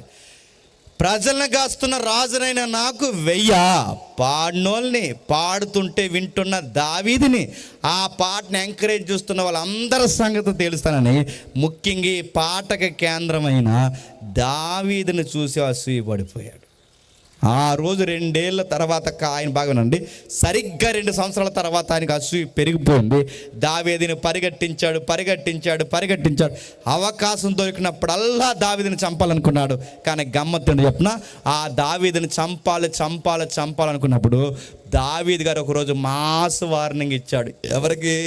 సౌలు గారికి. అయ్యా, మిమ్మల్ని లేపేయాలంటే 2 నిమిషాల పని నాకు గుర్తుపెట్టుకోండి. తండ్రి సమ్మానం. నేను గొలియాతునే తీసేసినోడిని, సింహాన్నే లేపేసినోడిని, ఎలుగుబంటినే కనబడకుండా చేసేసినోడిని. మిమ్మల్ని కొట్టాలంటే నాకు 2 నిమిషాల పని. అయినా మీకు విషయం చెప్తున్నాను, మీరు ఇందాక అంటే కొన్ని నిమిషాలు, కొన్ని వ్యవధుల, లేదు కొంతకాలం ముందు మీరు సంకాని వర్తకని వెళ్ళారు. సంకాని వర్తకని అంటే తెలుగు ఇంగ్లీష్ రావాలని పుట్టామంటే ఇప్పుడు గుర్తుపెట్టుకోండి. సంకాని వర్తకని అంటే గ్రాంథకం, సంకాని వర్తకని అంటే వాష్రూమ్కి వెళ్ళాడని. ఆ వాష్రూమ్కి అప్పుడు ఆ రోజుల్లో వాష్రూమ్ ఏంటి? పబ్లిక్ టాయిలెట్స్ ఏంటంటే గృహలో. ఆయన రాజు కదా, ఆ గృహలోకి వెళ్ళాడు. ఆ గృహలోకి వెళ్తే సరిగ్గా ఆ గృహలో ఎవరున్నారు? దావీదు గారు ఉన్నారు. దావీదు గారు ఉండి, ఆ రోజుల్లో రాజు డ్రెస్సులు ఎలా ఉంటాయంటే, ఆడపిల్లలు టాపులు వేసుకుంటారు చూసారు, టాపులు, ఈ టాపులు పైన లెగ్గిన టాప్ వేసుకుంటారు చూసారు, దాని మీద కవసాలు వేసుకుంటారు, సేమ్ అదే డ్రెస్సు. ఈ వెనకాల సెంగి కట్ చేశాడట. ఎవరు? దావీదు గారు. కట్ చేసి ఒక మాట అన్నాడు, అయ్యా మిమ్మల్ని లేపలేని 2 నిమిషాల పని. ఇందాక మీరు పర్సనల్గా వాష్రూమ్కి వచ్చినప్పుడు మీరు వాష్రూమ్కి వచ్చి అనుకున్నారు, కానీ ఆ లోపల నేను ఉన్న సంగతి మీకు తెలియదు. అక్కడ లేపేయాలని నాతో ఉన్న జతగాళ్ళు నాకు చెప్పారు, నా స్నేహితులు నాకు చెప్పారు, నా సైనికులు నాకు చెప్పారు నేను లేపేమని. కానీ నేను లేపేయాలని 2 నిమిషాల పని. నీకు ఎంత దగ్గరకు వచ్చింది తెలుసా? నీ సెంగు కట్ చేసేంత దగ్గరకు వచ్చిన గుర్తుపెట్టుకోండి. నీ సెంగునే కట్ చేసిన నేను నీ పేక్ కట్ చేయడం పెద్ద లెక్కేమీ కాదు. అయినా మిమ్మల్ని నేను ఎందుకేమీ చేయకుండా వదిలేస్తానంటే, రాజా మీరు నాకన్నా ముందు దేవుని చేత అభిషేకింపడం, ఆ ఒక్క గౌరవంతో మీరు నాకు ఎంత హాని చేసినా నేను మిమ్మల్ని ప్రేమగానే పలకరిస్తున్నాను తప్ప మిమ్మల్ని ఏమీ చేయకూడదని ఈ రోజుకి నేను గౌరవిస్తున్నాను. అయినా నాకు తండ్రి సమానులు అనగానే ఈ ఉరుకులు పరుగుల్లో దావీదుతో మంచిగా మాట్లాడాడు. ఈ అసూయ బుద్ధి ఉన్న వాళ్ళు ఎలా ఉంటారు చెప్పినా, 1 గంట బాగుంటారు, 1 గంట బాగోరు. మాట్లాడితే బాగుంటారు, మాట్లాడకపోతే బాగోరు. అదో బుద్ధీలకి, అదో జబ్బేలకి, అదో భయంకరమైన డిసీజులకి. 1 గంట బాగుంటారు, 1 గంట బాగోరు. ఒక రోజు బాగుంటారు, రోజు బాగారు. ఇప్పుడు బాగుంటారు, మళ్ళీ పొద్దునకి మారిపోతారు. ఈ లోపల ఇప్పుడు బాగానే మాట్లాడతారు, సాయంత్రం మనమే స్టేటస్ ఎత్తాడు వీడు. ఇప్పటికే అదో జబ్బేలకి, అసూయ, అదో జలసి. అలాగే సౌలు గారు కూడా ఏమయ్యాడట, అప్పుడు బాగుండేవాడట, మళ్ళీ తర్వాత మారిపోయాడట. ఆ తర్వాత లాస్ట్ ఒక ఫైట్ వచ్చింది, మళ్ళీ ఫిలిస్తీన్ల ఫైట్ వస్తుంది, జాతకు వెళ్ళండి. ఆ ఫిలిస్తీన్ల ఫైట్లో ఏమైందో మీకు తెలుసు. ఆ ఫిలిస్తీన్ల ఫైట్లో మళ్ళీ సౌలు వెళ్ళాడు. ఎందుకంటే దావీదు రికార్డ్స్ బద్దలు కొట్టాలనుకున్నాడు, దావీదు పేరు తన వైపుకి తిప్పాలనుకున్నాడు, దావీదుని ప్రజలు మర్చిపోయే ఫైట్ నేను చేయాలనుకున్నాడు. ఏమనుకున్నాడు ఏమో తెలియదు, కానీ ప్రవక్తని కానీ దేవుణ్ణి కానీ సరిగ్గా సంప్రదించకుండా ఆ ఫిలిస్తీన్ల యుద్ధానికి పోయినప్పుడు ఒక పనికిమాలినోడు అవతల శాతకానుడు బాణం వేస్తే ఆ బాణం సరాసరి తిరిగి సౌలు గుండెల్లో గుచ్చుకుంది. శాతకానుడు క్వశ్చన్ అడుగుతాను, ఆ సౌలు గుండెల్లో ఎప్పుడైతే గుచ్చుకుందో సౌలుకి అర్థమైపోయింది ఇదే లాస్ట్ రోజు అని. ఎప్పుడైతే అర్థమైందో ఆ సౌలు గారికి లాస్ట్ రోజు అని అర్థమైతే పక్కన ఉన్న సైనికుని, బాడీ గార్డ్ని పిలిచాడు. రే ఆడెవడో బాణానికి నేను చచ్చిపోవడం ఏంట్రా, ఆడి బాణాన్ని నేను చనిపోవడం నాకు ఇష్టం లేదు, నీది ఏదైతుందో ఆ ఈట కొన తిప్పి నన్ను పొడిసి నన్ను చంపేరా, ఏరమరణం పొందుతానంట అన్నాడట. నా పేరే బాడీ గార్డు, అలాంటిది మీ బాడీని నేను ఎలా గుచ్చుతాను అన్నాడట. నా పేరే బాడీ, నా పేరు దేహ సంరక్షణ అధిపతి, అలాంటి మీ దేహం మీద ఏగ వాలకుండా కాపాడటమే నా కర్తవ్యం. అలాంటిది మీ దేహాన్ని నా ఈటితో నేను ఎలా పొడుస్తాను రాజా, నా వల్ల అవ్వదంటే అయితే ఈటి ఇలాగేని చెప్పి ఆ ఈటి ఇలా తిప్పి ఆ ఈటు కొన మీద సౌలు పడి సూసైడ్ చేసుకుని చచ్చిపోయాడు. ఇప్పుడు ప్రశ్న అడుగుతున్నాను, చెప్పండి, సౌలు గారు సూసైడ్ చేసుకోవడానికి కారణం ఏంటి చెప్పాలి. ఎంటైర్ స్టోరీ మీకు అర్థమైన తర్వాత సౌలు గారు ఆత్మహత్య చేసుకోవడానికి కారణం ఏంటి? ముఖ్యాంశాలు మరోసారి చెప్పండి. సౌలు గారు ఆత్మహత్య చేసుకోవడానికి కారణం ఒకటి ఏది చెప్తున్నారు? అసూయ. 2 చెప్పండి. ఇదేది కాదు, అసూయ కాదు, దావీదు కాదు, యుద్ధం కాదు, ఇదేది కాదు. సౌలు గారు ఇలా చనిపోవడానికి మూలం ఏంటో చెప్పనా? దేవుడు సౌలుని ఆశీర్వదించడం. ఎక్కడో భయం వేస్తుంది అనిపిస్తుంది నాకు. సౌలు గారిని ఆశీర్వదించడం అంటే, ఇప్పుడు నా మాట మీకు క్లారిటీగా అర్థమైతే, ఆశీర్వదించడం వలనే సౌలు చనిపోయాడంటే అవును, నువ్వు విన్నది 100% నిజం. సౌలును దేవుడు ఆశీర్వదించడం వల్లనే చనిపోయాడు. ఆ ఆశీర్వాదం బట్టే సౌలు నశించిపోయాడు. ఒకవేళ సౌలుని దేవుడు ఆశీర్వదించకుండా వదిలేస్తే అందరిలాగే గాడిదలు మేపుకుంటాడు, అందరిలాగే పెళ్లి చేసుకుంటాడు, అందరిలాగే పిల్లలను కంటాడు, అందరిలాగే భార్యడి కాలం బతుకుతాడు. అలాంటి బతుకుపోయి ఈ రోజు ఇలాంటి కుక్క సాగు సావాల్సిన పరిస్థితి ఎందుకు వచ్చిందంటే, గాడిదలు మేపేవాడిని దేవుడు ఏం చేశాడు? రాజు చేశాడు. రాజు చేయడం వల్లనే గొలియాతు వచ్చాడు, గొలియాతు రావడం వల్లనే దావీదు వచ్చాడు, దావీదు రావడం వల్లనే అసూయ వచ్చింది, అసూయ రావడం వల్లనే ఉరుకులు పరుగులు ఉన్నాడు, ఉరుకులు పరుగులు ఉండడం వల్ల యుద్ధానికి పోయాడు, ఆ యుద్ధానికి పోయడం వల్లనే బాణం తగిలింది, ఈ బాణం తగడం వల్లనే సూసైడ్ చేసుకుని చచ్చిపోయాడు. ఇదంతా జరగకుండా ఉండాలి అంటే సౌలు ఏమవకుండా ఉంటే బాగుని చెప్పండి? రాజు అవ్వకపోతే బాగుంది. ఇప్పుడు చెప్పండి, ఇతను రాజుని చేసింది ఎవరు? చెప్పండి. దేవుడు. ఇప్పుడు చెప్పండి, దేవుడు ఆశీర్వదించినందుకు సౌలు చనిపోయాడా లేదా? నోరు రావట్లేదే, చెప్పండి.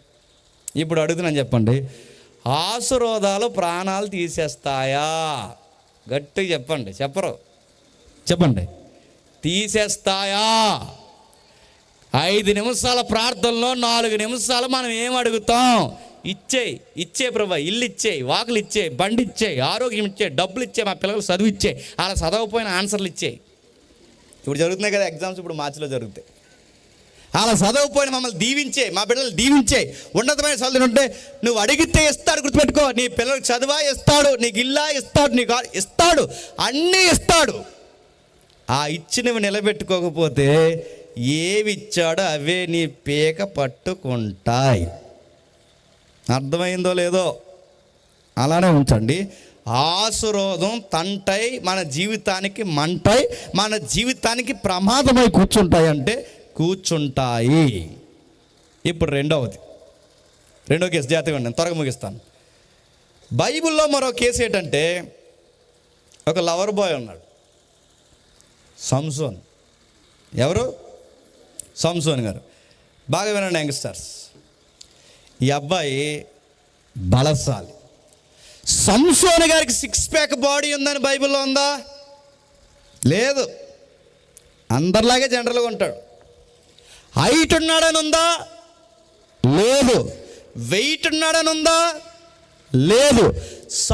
సంసోన్ గారికి ఫిట్నెస్ ఎలా ఉంది, అతని భుజం సైజు గొలియాతు కన్నా గొప్పగా ఉందని ఉందా? లేదు. మరి సామాన్యంగా ఉండే ఈ సంసోన్లో అంత పవర్ ఎలా వచ్చిందంటే, సంసోన్లో నా పవర్కి సీక్రెట్ ఏంటంటే దేవుని ఆత్మ వస్తుంది. దేవుని ఆత్మ, దేవుని నిబంధన, దేవుని ఆత్మ, దేవుని నిబంధన. అలాంటి నిబంధన ఆత్మ కలిగిన వాడు.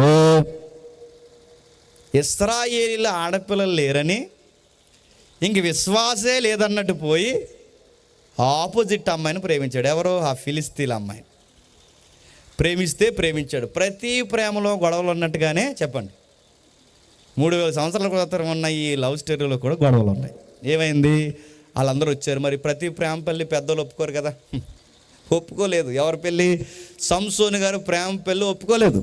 ఒప్పుకోకపోతే ఏం చేశారంటే, మరి బాబు వీడు మాట్లాడితే పచ్చి దవడ ఎముక పట్టుకునే 1000 మందిని చంపాడు మన ఫిలిస్తీన్ని. అసలు ఫిలిస్తీన్లు అంటేనే ఈ అబ్బాయికి ఫిలిస్తీన్లకి గాలి కూడా నచ్చదు. అలాంటిది మన ఊరు అమ్మాయి, మీ అమ్మాయి ఆ అబ్బాయికి నచ్చింది. వీడు అల్లుడు అయ్యాడంటే నీకొక్కడికి అల్లుడు అవడో చెప్పండి, మొత్తం అందరికి అల్లుడు అవుతాడని చెప్పారట. ఎవరు? ఫిలిస్తీన్ల సర్దార్లు ఏమన్నారంటే, ఈ నీకు అల్లుడు, అందరికి మొత్తం దేశానికి అల్లుడు అవుతాడు. ఎందుకు వచ్చిన గొడవ? మీ అమ్మాయిని కానీ ఈ అబ్బాయికి ఇచ్చి చేసామంటే మొత్తానికే ప్రాబ్లం అవుతుంది. అందుకే ఆడు ఊరెళ్ళి తిరిగి వచ్చే సమయానికి ఈ అబ్బాయిని వేరొకరికి ఇచ్చి పెళ్లి చేసాడు అని చెప్పి సంసోన్ గారి ఫ్రెండ్కి ఇచ్చే చేస్తాడు. ఇది మరీ బాధ. సంసోన్ గారి ఫ్రెండ్కి ఇచ్చే పెళ్లి చేస్తారట. సంసోన్ గారి ఫ్రెండ్కి ఇచ్చి ఎప్పుడైతే పెళ్లి చేస్తారో ఈ విషయం సంసోన్ గారు తెలిసిపోయింది. తిరిగి వచ్చాడు, తిక్కలేసిపోయింది. ప్రేమించిన అమ్మాయిని ఎవరికి ఇచ్చి పెళ్లి చేస్తే తట్టుకోలేకపోయాడు. ఏం చేశాడు? 300 నక్కలను పట్టుకున్నాడట. సంసోను గారి యాటిట్యూడ్ మీకు అర్థమవుతుందా? ఒక నక్క దొరకడమే కష్టం, అలాంటిది 300 నక్కలు పట్టుకున్నాడంటే ఈయన పరుగు ఎలా ఉండుంటుందో ఒకసారి మీరు ఆలోచించండి. సూపర్ మ్యాన్ కన్నా, స్పైడర్ మ్యాన్ కన్నా, ఐరన్ మ్యాన్ కన్నా, ఇంకా చెప్పండి ఇంకే మ్యాన్ ఉన్నాడు? ఏ మ్యాన్? బ్యాడ్ మ్యానా? ఆడేవాడు గోస్ట్ మ్యానా? అడుగుతున్నా. అన్ని మ్యాన్ల కన్నా అడుగుతున్నాను, అన్ని మ్యాన్ల కన్నా పవర్ఫుల్ మ్యాన్ ఈయన. సూపర్ మ్యాన్ అంటే సున్ని ఎగరేస్తాడు, స్పైడర్ మ్యాన్ అంటే ఫ్యాన్ మీద ఆరేస్తాడు, గోస్ట్ మ్యాన్ అంటే ఆడ ముఖం దయ్యం అయిపోద్ది. నేను అడుగుతున్నాను, వీళ్ళందరూ గుర్తుపెట్టుకోండి, వీళ్ళందరూ బాగానండి, వీళ్ళందరూ గాల్లో ఎగురుతే వీళ్ళు రియల్గా ఎగురుతారు, వాళ్ళు నిజంగా ఎగర్రు. పాత సూపర్ మ్యాన్ ఎలా చనిపోయాడు చెప్పనా? గుర్రం మీద సవారీ చేస్తూ గుర్రం మీద లెగిస్తే గుర్రం మీద పడి చచ్చిపోయాడు. ఎవరు? Super man. ఏంటి రియాలిటీలో? కానీ ఈయన రియల్గానే గుర్తుపెట్టుకోండి, ఈయన రియల్లో కాదు, రియల్గానే 300 నక్కలు పట్టుకోవడం ఒక ఎత్తు అయితే, ఆ 2 నక్కల తోకలు ముడేసి ఆ ముడి మంచి ఒక నిప్పెట్టి ఆ నిప్పెట్టుకెళ్ళి కుప్ప తగలెట్టేశాడట. మీకు సంసోను గారి పనులు ఎలా ఉన్నాయండి మీకు చదువుతుంటే? ఇది చాలా బాగా ఉండండి. ఇది హాలీవుడ్ బాలీవుడ్ దారుణం కన్నా ఉందా లేదా? ఇది చాలా సూపర్ మ్యాన్లో ఉన్నాడు. మీరు చూడండి, ఆయన 300 నక్కలను పట్టుకోవడం, వాటికి ముడి పెట్టడం, ఆ ముడి మధ్యలో నిప్పెట్టడం, ఆ నిప్పెట్టుకెళ్ళి కుప్పలు తగలడేస్తే మొత్తం ఆహార దాని మీద తగలడిపోయిందట. అప్పుడు చెప్పాడు, చూసావా ఈ అల్లుడు అయితే ఇలాంటి పనులు ఎడుస్తాయని చెప్తారు. ఆ తర్వాత తగలెట్టుకుంటూ వెళ్ళిపోతున్నాడు. ఈ డిప్రెషన్లో, ఈ బాధలు అంటే లవ్ ఫెయిల్యూర్లో ఉన్నాడు, ఈ డిప్రెషన్లో బాధలు వెళ్ళిపోతుంటే ఒక ఆవిడ కనబడ్డది. ఆవిడ ఎవరు చెప్పండి? జీకే పెట్టి ఎవరు? దెలీలా. దెలీలా అంటే అదో లీల, అలా ఉంటుంది. అడక్కండి ఏటని. దెలీలా అంటే అదో లీల. పిలిచింది, బాధల్లో ఉన్నావా అన్నది. అన్నాడు. రండి మా ఇంట్లో రెస్ట్ తీస్తుంది అని అన్నది. తీసుకెళ్ళింది. బాధలు ఉండడానికి సవరదీస్తుంది తల. ఆ సవరదీస్తూ ఎన్నో విషయాలు అడుగుతుంది. ఎంత లవ్లీగా అంటే, నేను నిన్ను చూసిన వెంటనే నా హృదయంలోంచి ప్రేమ చెప్పండి ఉప్పొంగిపోయింది. అంటే అన్నీ లేవు, అర్థం ఎలా చెప్తున్నాను. ఉప్పొంగిపోయింది. నేను చాలా ఘాటుగా నేను ప్రేమిస్తున్నాను. మరి నేను కూడా అడుగుతున్నాను, నా నుంచి ఇంత ప్యూర్ లవ్ వస్తుంది కనుక నీ నుంచి కూడా చెప్పండి అంత ప్యూర్ లవ్ ఉందంటే మనోడొక నవ్విచ్చి ఉంది అన్నాడు. అప్పుడు ఈవిడ అందే, కనబడతలేదు అందే. కనబడదు నా లవ్ అన్నాడు. చూపించాలిగా లవ్ అంటే అందే. తర్వాత ఎలా చూపించాలంటే, మరి లవ్ ఇస్తే నిజంగా నువ్వు నన్ను ప్రేమిస్తే నేను అడుగుతున్నా. ఆవిడ అడుగుతుంది, ఇలాగ అడుగుతారు, బాగా వినండి. యంగ్ బాయ్స్ ఇలాగ అడుగుతారు. వీళ్ళు ఎంత అడిగితే అంత చెప్తారు కదండి. ఈ లవర్ బాయ్స్ ఎవరైతే ఉన్నారో, మీకు ఎంత ఆస్తుందనగానే వీడికి ఏముండదు బోడి, కానీ వీడు ఏమంటాడంటే ఈ 5 ఎకరాలు మాయే అంటాడు. వీడి ఈడి తినదే, వీడికి అరకొంచం కూడా లేదు. వీడు అడుగుతుంటే ఏం చెప్తారు అనుకున్నా, మీ నాన్నగారు ఏం చేస్తారంటే, మా నాన్నగారు చెప్పండి మిలిటరీలో తుపాకీలకి చెప్పండి ఆయిల్ రాస్తాడు. అన్నీ సొల్లి నడుతున్నాను. గొప్ప ఇంత చెప్తే చెప్పండి, ఇంత చెప్తాను చెప్తారు చెప్పరా, మాలో చెప్తారు చెప్పరా. అందుకే వీడు ఏమంటాడు, నాకు పలానా జస్ట్ బేబీ నేను రేపు నీకు కొనేస్తాను. ఈ నాన్నగారు జేబులో డబ్బులు తెచ్చేతాడు. వీడు వీడి బండిలో పెట్టుకుని 100 రూపాయలు ఉండవేడికి. కానీ వీడు బిల్డప్ ఆ పిల్ల దగ్గర, ఆ పిల్లడు ఎగ్గొలిది ఇంత చెప్తాడు చెప్పడా. సంసోను గారిని అమ్మాయి అలాగ అడుగుతుంది. ఏమని అడుగుతుందంటే, నువ్వు చాలా బాగా ప్రేమిస్తున్నాను అంటున్నావుగా, అయితే లవ్లో ఏముండకూడదంటే చెప్పండి, కుర్రాళ్ళు చెప్తారు. లవ్లో ఏముండకూడదంటే ఏముండకూడదు? సీక్రెట్స్ ఉండకూడదు. నువ్వు నా దగ్గర సీక్రెట్స్ మెయింటైన్ చేస్తున్నావు అంది. అనగానే మనోడు అన్నాడు, నేనా సీక్రెట్సా నీ దగ్గర అంటే? అవును, నువ్వే నా దగ్గర సీక్రెట్స్ మెయింటైన్ చేస్తున్నావు. నేనేం చేశాను నీ దగ్గర సీక్రెట్స్ మెయింటైన్ అంటే, నీ ఎనర్జీ ఎందులో ఉందో నాకు ఎందుకు చెప్పలేదు అంతే. ఓ అదా అన్నదా, అదే అన్నది. అదంటే అది ఎటకరమాడు. ఏమన్నాడు, అందులో ఉంది, ఇందులో ఉందో, అందులో ఉందో, ఎందులో ఉందో చెప్పాడు. చెప్తే ఆ అమ్మాయి ఏం చేసింది, ఇన్ఫర్మేషన్ లీక్ చేసింది. ఆ ఇన్ఫర్మేషన్ ఎప్పుడైతే లీక్ చేస్తుందో, ఇది పెద్ద పోరంబోకని అప్పుడే అంచనేయాలి కదండి. ఇది నా గుట్టు రట్టు చేస్తుంది, ఇది పెద్ద పోరంబోకులో ఉంది, గయ్యాల గంపలో ఉంది, నేను చెప్పిన గుండెల్లో విషయాలు ఇది బయట చెదరగొడుతుందంటే ఇది తేడాదని అప్పుడే అంచనా వేయాలా. ఏం చేసినట్టు ఎటకారాలాడట. ఆ ఎటకారాలాడితే ఏం చేసింది, ఆ బయటికి ఇన్ఫర్మేషన్ ఇచ్చింది. ఆ సర్దార్లు వచ్చారు. ఆ సర్దార్లు వచ్చి ఆ ఇన్ఫర్మేషన్ ప్రకారం నొక్కేద్దాం అనుకుంటే వచ్చిన ఒక్కొక్కడిని మెత్తగొట్టి పంపించేశారు. పంపిస్తే దిక్కుమాల మొఖం పెట్టుకుని వచ్చి అంటుందట, ఇదిగో నువ్వు నా దగ్గర చెప్పండి సీక్రెట్స్ దాస్తున్నావంటే, నేను సీక్రెట్స్ దాడి ఏంటంటే, నేను తాళ్ళు అన్నావు, ఈరోజు జువ్వలు అన్నావు, అవన్నీ నీకు ఇచ్చాను, వీళ్ళందరూ ఏం చేస్తారు, వచ్చారు కొట్టేసి పంపించేస్తావు, నాకు సీక్రెట్ చెప్పట్లేదు అని. కానీ అప్పుడే అంచనా ఇది తేడాగా ఉంది, ఇది నా గుట్ట అంతా రొట్టు చేస్తుందని అప్పుడే జాగ్రత్త పడాలిగా. మళ్ళీ ఎటకారలాడట. ఆ ఎటకారలాడితే సిగ్గుమాల మొహం పెట్టుకుని అందట, నీతో నేను అసలు మాట్లాడినా అందంట. మాట్లాడుతూ అంటే బాగున్నావు అనలేదు ఈయన. అనకుండా ఏం చేశాడు, బతిమలాడాడు. అలా ఉండి ఇలా ఉండంటే, ముందు నాతో చెప్పు అనగానే ఆ చెప్పి ఎంత అస్తమాలు ప్రాణం విసికించేసిందంటే ఎవరిని? సింహాన్ని జయించినోడిని, ఇంకా 300 నక్కల తోకలకు ముడెట్టినోడిని, పచ్చిదవడ ఎముకతో 1000 మందిని చంపినోడిని, సింహాన్ని జయించినోడిని ఒక స్త్రీ చెప్పండి అల్లాడించేసి. గుర్తుపెట్టుకోండి, ప్రాణం విశ్వెక్కిపోలే చేస్తే ఒకరోజు తొడమే పడుకు పెట్టుకుంది, దానికి ఎక్కడ ప్లేస్ లేదని ఆ తొడమే నిద్రపుచ్చుకుని ఆ తల ఇలా దూతుంటే, ఆ తల దూతున్నప్పుడు అందట చెప్పు నీ సీక్రెట్ ఎందులో ఉందనగానే ప్రాణం విసుపు అందట నా జుట్టులో ఉందని చెప్పాడు. అంతే, 2 కటింగ్లు సకా వేసింది, టకా వచ్చారు, పట్టేసుకున్నారు, తీసుకెళ్ళిపోయారు. ఆ తీసుకెళ్ళిపోయి తిరగలు కట్టేశారు. ఆ తిరగలు కట్టేసినట్లు ఏం జరిగిందో మీకు తెలుసు, 2 కళ్ళు పీకేశారు. సంసోన్ గారు బాధపడ్డారు. దేవా నేను చాలా తప్పు చేశాను, నీవిచ్చిన వరాన్ని, నువ్విచ్చిన ఆశీర్వాదాన్ని అడ్డగోలుగా ఉపయోగించాను, నేను ఎంత తప్పు చేశాను నన్ను క్షమించు ప్రభువా, మళ్ళీ నాకు అవకాశం ఇయ్యి అన్నాడు. దేవుడు అవకాశం ఇచ్చాడు. ఆ 2 గుడి స్తంభాలు, మెయిన్ స్తంభాలు ఏవైతున్నావో ఆ 2 స్తంభాలు గెంటేశాడు. ఆ గుడి పైన పైకొప్పంతా ఆ గుడి కింద పడిపోయింది. ఆ కింద 3000 మందితో పాటు సంసోన్ గారు కూడా చనిపోయారు. ఇప్పుడు చెప్పండి, సంసోన్ గారు అలా చనిపోకుండా ఉండాలంటే ఏమైతే బాగుంది చెప్పండి. సంసోన్ గారికి బలం లేకపోతే బాగుంది. సంసోన్ గారికి బలం లేకపోతే ఫాలోయింగ్ ఉండదు, ఫాలోయింగ్ లేకపోతే లవ్ ఉండదు, లవ్ లేకపోతే దెలీలో ఉండదు, దెలీలో లేకపోతే గొడవంత ఉండదు. ఇదంతా జరగకుండా ఉండాలి అంటే సంసోన్ అందరు కుర్రోళ్ళలాగే ఏ శక్తి లేకుండా ఉంటే సంసోన్ గారికి తంట వచ్చేదా?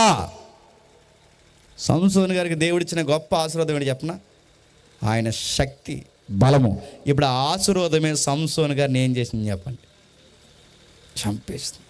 మీకు ఏమర్థమవుతుందండి? దేవుడు ఏది ఇస్తున్నాడో అదే మనుషులకు ప్రమాదం అవుతుందా లేదా? ఇప్పుడు దీన్ని బట్టి మీకు అడగాలనిపిస్తుందా, అడగకూడదు అనిపిస్తుందా చెప్పండి. అయినా అడిగితే మీరు సంసోను కన్నా బలవంతులు. చెప్పండి, మీకు అడగాలనిపిస్తుందా, అడగొద్దు అనిపిస్తుందా? ముగిద్దాక. 3వది ఇస్కరియోతు యోధ. ఎవరి యోధ? సేవను అడ్డు పెట్టుకున్నవాడు, గురువు నమ్మేసిన వాడు, దేవుని యొక్క ట్రెజరీ మెంబర్ ఉన్నవాడు, వాడు పేదల సొమ్మును దేవుని సొమ్మును నిలువెల్లా తినేసినాడు. చివరికి ఏమయ్యాడు? ఒక పనికి మాలినాడు, ఒక సేవకుడు కాని వాడు. అంతకుముందు యోధ అంటే పెద్ద జోదాలు ఆడుకునేవాడు. ఎక్కడో ఇస్కరియోత్ అనే ఒక ఏరియాలో, అది జోదాలూరు. ఆ ఊర్లో ఉన్నవాడు దేవుడిని అపోస్తులు చేస్తే, వాడు అయిన తర్వాత వాడు అపోస్తుడైనా దేవుని బిడ్డ అయినా ఆడు బుద్ధి మాత్రం మాలేదంటే, వాడు మారక ముందు ఎలా ఉన్నాడో మారిన తర్వాత అలా ఉన్నాడట. జోదాల మానలేదు, వాడు అలవాట్లు మానలేదు. అది మానలేదు కనుకే ట్రెజరీ సొమ్ము కాసేస్తూ వచ్చాడట. పేదవారు సొమ్ము తినేస్తున్నాడు, దేవుడు సొమ్ము తినేస్తున్నాడు. ఎప్పుడైతే తినేసాడో దేవుడికి తెలుసు. అన్నీ తెలిసిన దేవుడు వాడు మారుతాడని వాడి చేతికి ఆ సందాసంచి ఇచ్చినా వాడు మింగడం ఆపలేదట. దేవుడు చూశాడు, దేవుడు అప్పగించేశాడు, తీసుకెళ్ళాడు. ఆ దేవుడిని ఎప్పుడైతే అప్పగించాడో 30 నాణ్యాలకు అమ్మేశాడు. డెడ్ సీప్గా 30 కాయిన్స్కి అమ్మేశాడు యేసుప్రభు వారిని. అమ్మేస్తే ఆ తర్వాత ఏం జరిగిందో మీకు తెలుసు. యేసుప్రభు వారిని వాడు ఏమి ఎక్స్పెక్ట్ చేయడంటే, చంపరు, కొట్టే సుదిలేస్తారు, తర్వాత యేసుప్రభు నన్ను ఎలాగ క్షమించేస్తాడు ఇలా ఎక్స్పెక్ట్ చేశాడు. కానీ సిలువేస్తారన్న సంగతి వాడికి తెలియదు. ఆ తీరా కొరడాలతో కొట్టి సిలువకు తీసుకెళ్ళిపోతే అప్పుడు పశ్చాత్తాపానికి గురై వచ్చి, అయ్యా మీరు చేస్తున్నది ఏంటి, మీ కాయిన్స్ నాకు వద్దు, మీ డబ్బు మీరు తీసుకోండి, ఆయన వదిలేయండి, ఆయన నీతిమంతుడు అంటే. అప్పుడు అన్నారట, నీ దిక్కున కూడా చెప్పుకోరు అన్నారట. ఆ తర్వాత ఆ కాయిన్స్ తీసేసుకున్నారు, ప్రభువుని లాగేస్తారు, తీసుకెళ్ళి సిలివేస్తారు. ఆ గిల్ట్ ఫీలింగ్ తట్టుకోలేక ఏం చేశాడంటే, కొండ పైకి వెళ్ళి ఒక చెట్టు కొమ్మున ఆ ఉరేసుకుంటా ఉరుతాడు, తెగింది, కిందకి పడ్డాడు, పేగులన్నీ బయటకు వచ్చాయి, సూసైడ్ చేసుకుని చచ్చిపోయాడు. నా మాటలు మీకు అర్థమవుతలేదు. ఇస్కరియోతు యోధ అలా చనిపోకుండా ఉండాలంటే ఆ ఇస్కరియోతులో ఉండిపోతేనే బాగున్నాం. సేవకుడు అవ్వకపోతే బాగున్ను, సందాసంచి పట్టుకోకపోతే బాగున్ను, ఆ డబ్బులు తీగిపోతే బాగున్ను, ప్రభువు నమ్మకపోతే బాగున్ను, ఇలా ఊరేసుకోకపోతే బాగున్ను. ఇదంతా జరగకుండా ఉండాలి అంటే, ఇదంతా జరగకుండా జీవితం బాగుండాలంటే అసలు ఆయన సేవలోకి రాకపోతే బాగున్ను. ఇంకా ఒక అడుగు ముందుకేసి బైబిల్ ఏమన్నా చెప్పినా ఆడు పుట్టకపోతే బాగున్నాను. నేను అడుగుతున్నాను, ఇదంతా జరగకుండా ఉంటే రాకపోతే బాగుండు. ఇప్పుడు ఈ సేవలో ఈ వర్ధిల్లుతున్న ఆర్థిక ఆశీర్వాదమే యోధా ప్రాణాలు తీసేసిందా లేదా? తీసింది. అంటే మీకు ఏమర్థమవుతుంది? ఈ 3 కేసులు చెప్తే సౌలు చనిపోవడానికి దేవుడిచ్చిన ఆశీర్వాదమే, సంసోను చనిపోవడానికి దేవుడిచ్చిన ఆశీర్వాదమే, యోధా చనిపోవడానికి దేవుడిచ్చిన ఆశీర్వాదమే. ఇప్పుడు బాగానండి, మనం కూడా ఆశీర్వాదాలు అడుగుతున్నాం. ఇప్పుడు నేను అడుగుతున్నాను, ఆశీర్వాదం ఇస్తే చనిపోతామంటే ఆశీర్వాదాలు చనిపోవడానికి దేవుడు మనకి ఇవ్వడు, కానీ ఆశీర్వాదం సరిగ్గా ఉపయోగించకపోతేనే చస్తాం. నీకు ఇల్లు ఇచ్చాడా? నేను ముగిస్తాను జాతకమేనండి. నీకు ఇల్లు ఇచ్చాడా? నీకు ఇల్లు ఇచ్చినప్పుడు ఆ ఇంటిని బట్టి దేవుని స్తుతించు. అంతేగాని ఇల్లు ఇచ్చిన తర్వాత ఆ ఇంట్లో కూర్చొని కుర్చీలో కుర్చీ వేసి, ఎదురుగా కుర్చీ వేసి, పైన టీవీ ఎట్టి, ఆ టీవీలో చెత్త ఎట్టి, ఆ చెత్త చూస్తూ ఈడు థమ్సప్లో ఏదో కలిపి కుర్చీ మీద కాళ్ళు ఎట్టి తాగితే ఈడిని ఏం చేస్తాడు? తీసి కూర్చోబెడతాడు మళ్ళీ రోడ్డు మీద. ఏమనుకుంటున్నాం? నేను మళ్ళీ అడుగుతున్నాను, నీకు ఆరోగ్యం ఇచ్చాడు. ఆరోగ్యం ఇచ్చినప్పుడు ఏం చేయాలి? ఆరోగ్యం ఇస్తా అన్నాడట, నేను తాగేస్తాను రా అన్నాడు. రా అంటే ఏంటి? నీళ్ళు కలపడట. అని నీళ్ళు కలుపుకుని తాగమని కదా నా ఉద్దేశం. తాగత్త నీ పోటీగాడికున్న వెళ్తున్న ఆరోగ్యం ఏమన్నట, నేను ఎత్తిన బాటిల్ దించండి అంటే నీకు ఆరోగ్యం ఎందుకు ఇచ్చాడు? తాగుతావనా? నీకు ఆరోగ్యం ఎందుకు ఇచ్చాడు? తాగి తన ఆడతావనా? నీకు ఆరోగ్యం ఎందుకు ఇచ్చాడు? ఇతరుల ఆరోగ్యాలు ఎట్టకారం చేస్తావన్నా? పేక మీద అడిగేసి గవర్నమెంట్ హాస్పిటల్ మురుకులో చంపేస్తాడు ఏమనుకుంటున్నావు? నీకు ఆరోగ్యం ఇచ్చిన, నీకు ఆరోగ్యం ఇచ్చాడు కానీ నువ్వేం చేస్తావు? తాగావు. బాగానండి, నీకు ఇల్లు ఇచ్చాడానికి ఏం చేస్తున్నావు? తాగుతున్నావు. నీకు ఆరోగ్యం ఇచ్చాడని తాగుతావు. ఈ ఆరోగ్యం చూసి తాగుతావు. ఈ ఆరోగ్యం వల్ల తాగడంలో ఒక రోజు నీకు హాస్పిటల్లో పాలవుతావు. ఈ హాస్పిటల్ పాలవుతే గవర్నమెంట్ హాస్పిటల్లో జాయిన్ చేస్తారు, డాక్టర్లు చేతులు ఎత్తేస్తారు, చివరికి ఏమవుద్ది? చేస్తావు. నేను ముగిస్తున్నాను, గమనించండి. నీ ఆరోగ్యం లేకపోతే నువ్వు తాగు. ఇప్పుడు ఆరోగ్యం ఇచ్చినందుకే నువ్వు తాగు. ఈ ఆరోగ్యం నువ్వు ఎలా ఉపయోగించుకున్నావు? అడ్డగోలు ఉపయోగించు కనుక నీ ఆరోగ్యమే నీకేమైంది చెప్పు? శాపం అయ్యింది. నీళ్ళే నీకేమవుతుంది? శాపం అవుతుంది. ఇంకా చెప్తాను జాతకండి.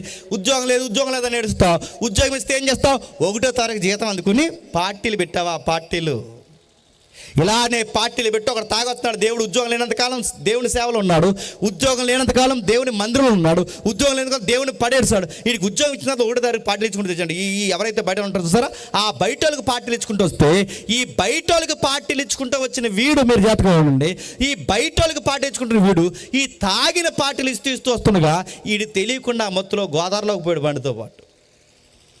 ఏమైంది? బండి పోయే, ఆడిపోయి నడుతున్నాడు. వీడు ఇలా పోకుండా ఉండాలి అంటే, అందరిలాగే 100 ఏళ్ళు బతకాలి అంటే వీడికి ఏమి రాకపోతే బాగుంది చెప్పండి? వీడి ఉద్యోగం వీడి ప్రాణాలు తీసిందా లేదా? దేవుడు ఉద్యోగం ప్రాణాలు తీసేస్తాడని ఇవ్వలేదు. ఉద్యోగంలో అందరికీ టయానికి అన్నం దొరకట్లేదు ప్రభువా, నా బిడ్డలకి నాకు మాత్రం టైంకి అన్నం పెడుతున్నావు. నా ఉద్యోగాన్ని బట్టి నేను స్తుతిస్తున్నాను, నా కలిగిన దాంట్లో 10వ పరక నీకు ఇస్తున్నానని దేవుని స్తుతిస్తావని నీకు ఉద్యోగం ఇచ్చాడు తప్ప ఆ వరాన్ని పట్టుకెళ్ళి చెత్త చెదారం చేస్తా అని చెప్తే ఆ ఉద్యోగమే నీ ప్రాణం తీస్తుందా తీయదని చెప్పి. ఏదైనా నీకు బండి ఇచ్చాడు, బండి ఇచ్చింది దేనికి? ఊరి మీద తిరుగుతావనా? నీకు బండి ఇచ్చాడు, నీకు ఏదో ఒక వాహనం ఇచ్చాడు దేనికి? పనికిమాలిన పనులు చేసుకుంటూ తిరుగుతావని. నీకు బండి దేనికి ఇచ్చాడు?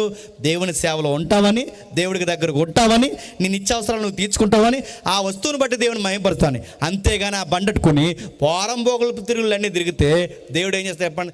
లారీ పంపిస్తాడు. గుర్తెట్టుకో. బండి పాయే చెప్పండి, నువ్వు పాయని అడుగుతున్నాను. దేవుడు కొన్ని ఇచ్చినవి మనం నిలబెట్టుకోవడం శాతనవుతుందా? మన దేవుడు ఇచ్చే దేవుడే, మన దేవుడు ఇంకా ఆశీర్వదించే దేవుడే. కానీ ఆ ఇచ్చిన వాటిని మనం సరిగ్గా నిలబెట్టుకోకపోతే, ఆ నిలబెట్టుకోవడం చేత కాకపోతేనే ప్రమాదం తెచ్చి మీదేసుకుంటాం. నేను ముగిస్తున్నాను, రెఫరెన్స్ తిని టైం అయిపోయింది కనుక మీరు ఆదికాండం చదవండి ఒక్కసారి. ఒక్క రెఫరెన్స్ చదవండి, ముగిద్దాం. 1వ అధ్యాయం 28వ వచనం. 1వ అధ్యాయం 28వ వచనం. 1వ అధ్యాయం 28వ వచనం. ఎట్లనగా మీరు ఫలించి అభివృద్ధి పొంది విస్తరించి భూమిని నిండించి దానిని లోపరుచుకొనుడి. సముద్రపు చేపలను ఆకాశ పక్షులను భూమి మీద ప్రాకు ప్రతి జీవిని దేవుడు ఏలుడని వారితో చెప్పినప్పుడు జాతకమేనండి. ఈ భూమి మీద మొట్టమొదటిసారి ఆశీర్వాదం పొందిన కుటుంబం ఎవరండి చెప్పండి? ఆదామవ్వలు. రెండో ప్రశ్న, ఈ భూమి మీద మొట్టమొదటిసారి శాపం పొందిన కుటుంబం ఎవరండి? ఆదామవలే. అంటే మీకు ఏమర్థమవుతుంది? ఆశీర్వాదం వెనకాలే శాపాలు ఉంటాయి. కానీ మనం మోకాళ్ళు వేసి కిరాణా లిస్ట్ ఇప్పుతాం. ఏమని? అది ఇచ్చే ప్రవ్వా, ఇది ఇచ్చే ప్రవ్వా, లద్దె ఇచ్చే ప్రవ్వా, ఇది తెచ్చే ప్రవ్వా. అలాగే విదేశాల్లో ఉన్న చెప్పండి, మా వదిన దీవించే ప్రవ్వా, మా అక్కని దీవించే ప్రవ్వా, అలాగే మా అమ్మని దీవించే ప్రవ్వా, మా మామని ఇప్పుడే నీకు ఎలా ఉంటుందంటే ముఖ్యమంత్రి కన్నా ఎక్కువ ఆఫర్లు ఇచ్చేస్తావు మాకు. అన్నీ దీవించని అడుగుతున్నా. ఎన్ని అడుగుతావో మళ్ళీ చెప్తున్నాను, ఎన్ని ఆశీర్వాదాలు అడుగుతావో వాటన్నిటికీ షరతులు వర్తిస్తాయి.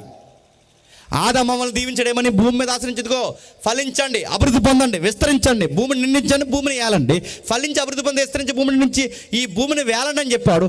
అది ఇద్దరికి చెప్పాడు, ఇద్దరికి ఆశీర్వదించాడు. ఇద్దరికి ఆశీర్వదిస్తే నిలబెట్టారా? ఫలించడం అంటే ఏంటి? పిల్లల్ని కండం. ఫలించడం అంటే ఏంటి? భూమిని నిండించడం అంటే ఏంటి? పిల్లల కన్నా ఆ పిల్లల్ని దేవునికి సాక్షాత్తంగా నిలబెట్టడం. వీళ్ళు ఏం చేసి చెప్పండి, ఫలించండి అని చెప్తే ఆ పండు దగ్గరికి పోయి నిలబడి ఆ పండు తిన్నారు. ఆశీర్వాదాన్ని ఏం చేస్తారు చెప్పండి, అడ్డగోలుగా తిప్పారు. ఫలించి అభివృద్ధి పొందాల్సిన వీళ్ళు చివరికి ఏమారు చెప్పినా శాపానికి గురయ్యారు. ఏ బిడ్డలను బట్టి అయితే ఆనందంగా ఉండాలో అందులో ఒకడు అంతకుడయ్యాడు, మరొక ఆయన హత్యకు గురయ్యాడు. ఏ బిడ్డలను బట్టి ఆనందించాలో ఇప్పుడు అదే ఆశీర్వాదం అవ్వంకి ఏమైంది? శాపం అయిపోయింది. కనేటప్పుడు శాపమైంది, ఆ బిడ్డలను పెంచుతున్నప్పుడు భారమైంది. ఆ బిడ్డలు ఎదిగిన తర్వాత ఒకడు హత్య చేశాడు, మరొకడు హత్యకు గురయ్యాడు. ఆదాము ఏమి సాధించాడు చెప్పండి? ఆదాము ఏమి సాధించాడు? పరిగెట్టాడు. ఏ రోజన్నా తిండికి, టిఫిన్కి, లంచ్కి, డిన్నర్కి ఆదాము ఎక్కడైనా కష్టపడాల్సిన పరిస్థితి వచ్చిందా? లేదు. కానీ ఎప్పుడైతే దేవుడు ఆశీర్వాదం దూరం పెట్టాడో గుప్పడి మెతుకులు కుటుంబానికి పెట్టడానికి పరిగెట్టాడు. నేల పండించాడు, నేల పండడం మానేసింది. జీవవృక్షాల ఫలాలు తినే రోజులు పోయి, జీవవృక్ష ఫలములు తినే రోజులు పోయి, గడ్డె జాతి గడ్డెత్తనాలు తినే రోజులు వచ్చేసాయి.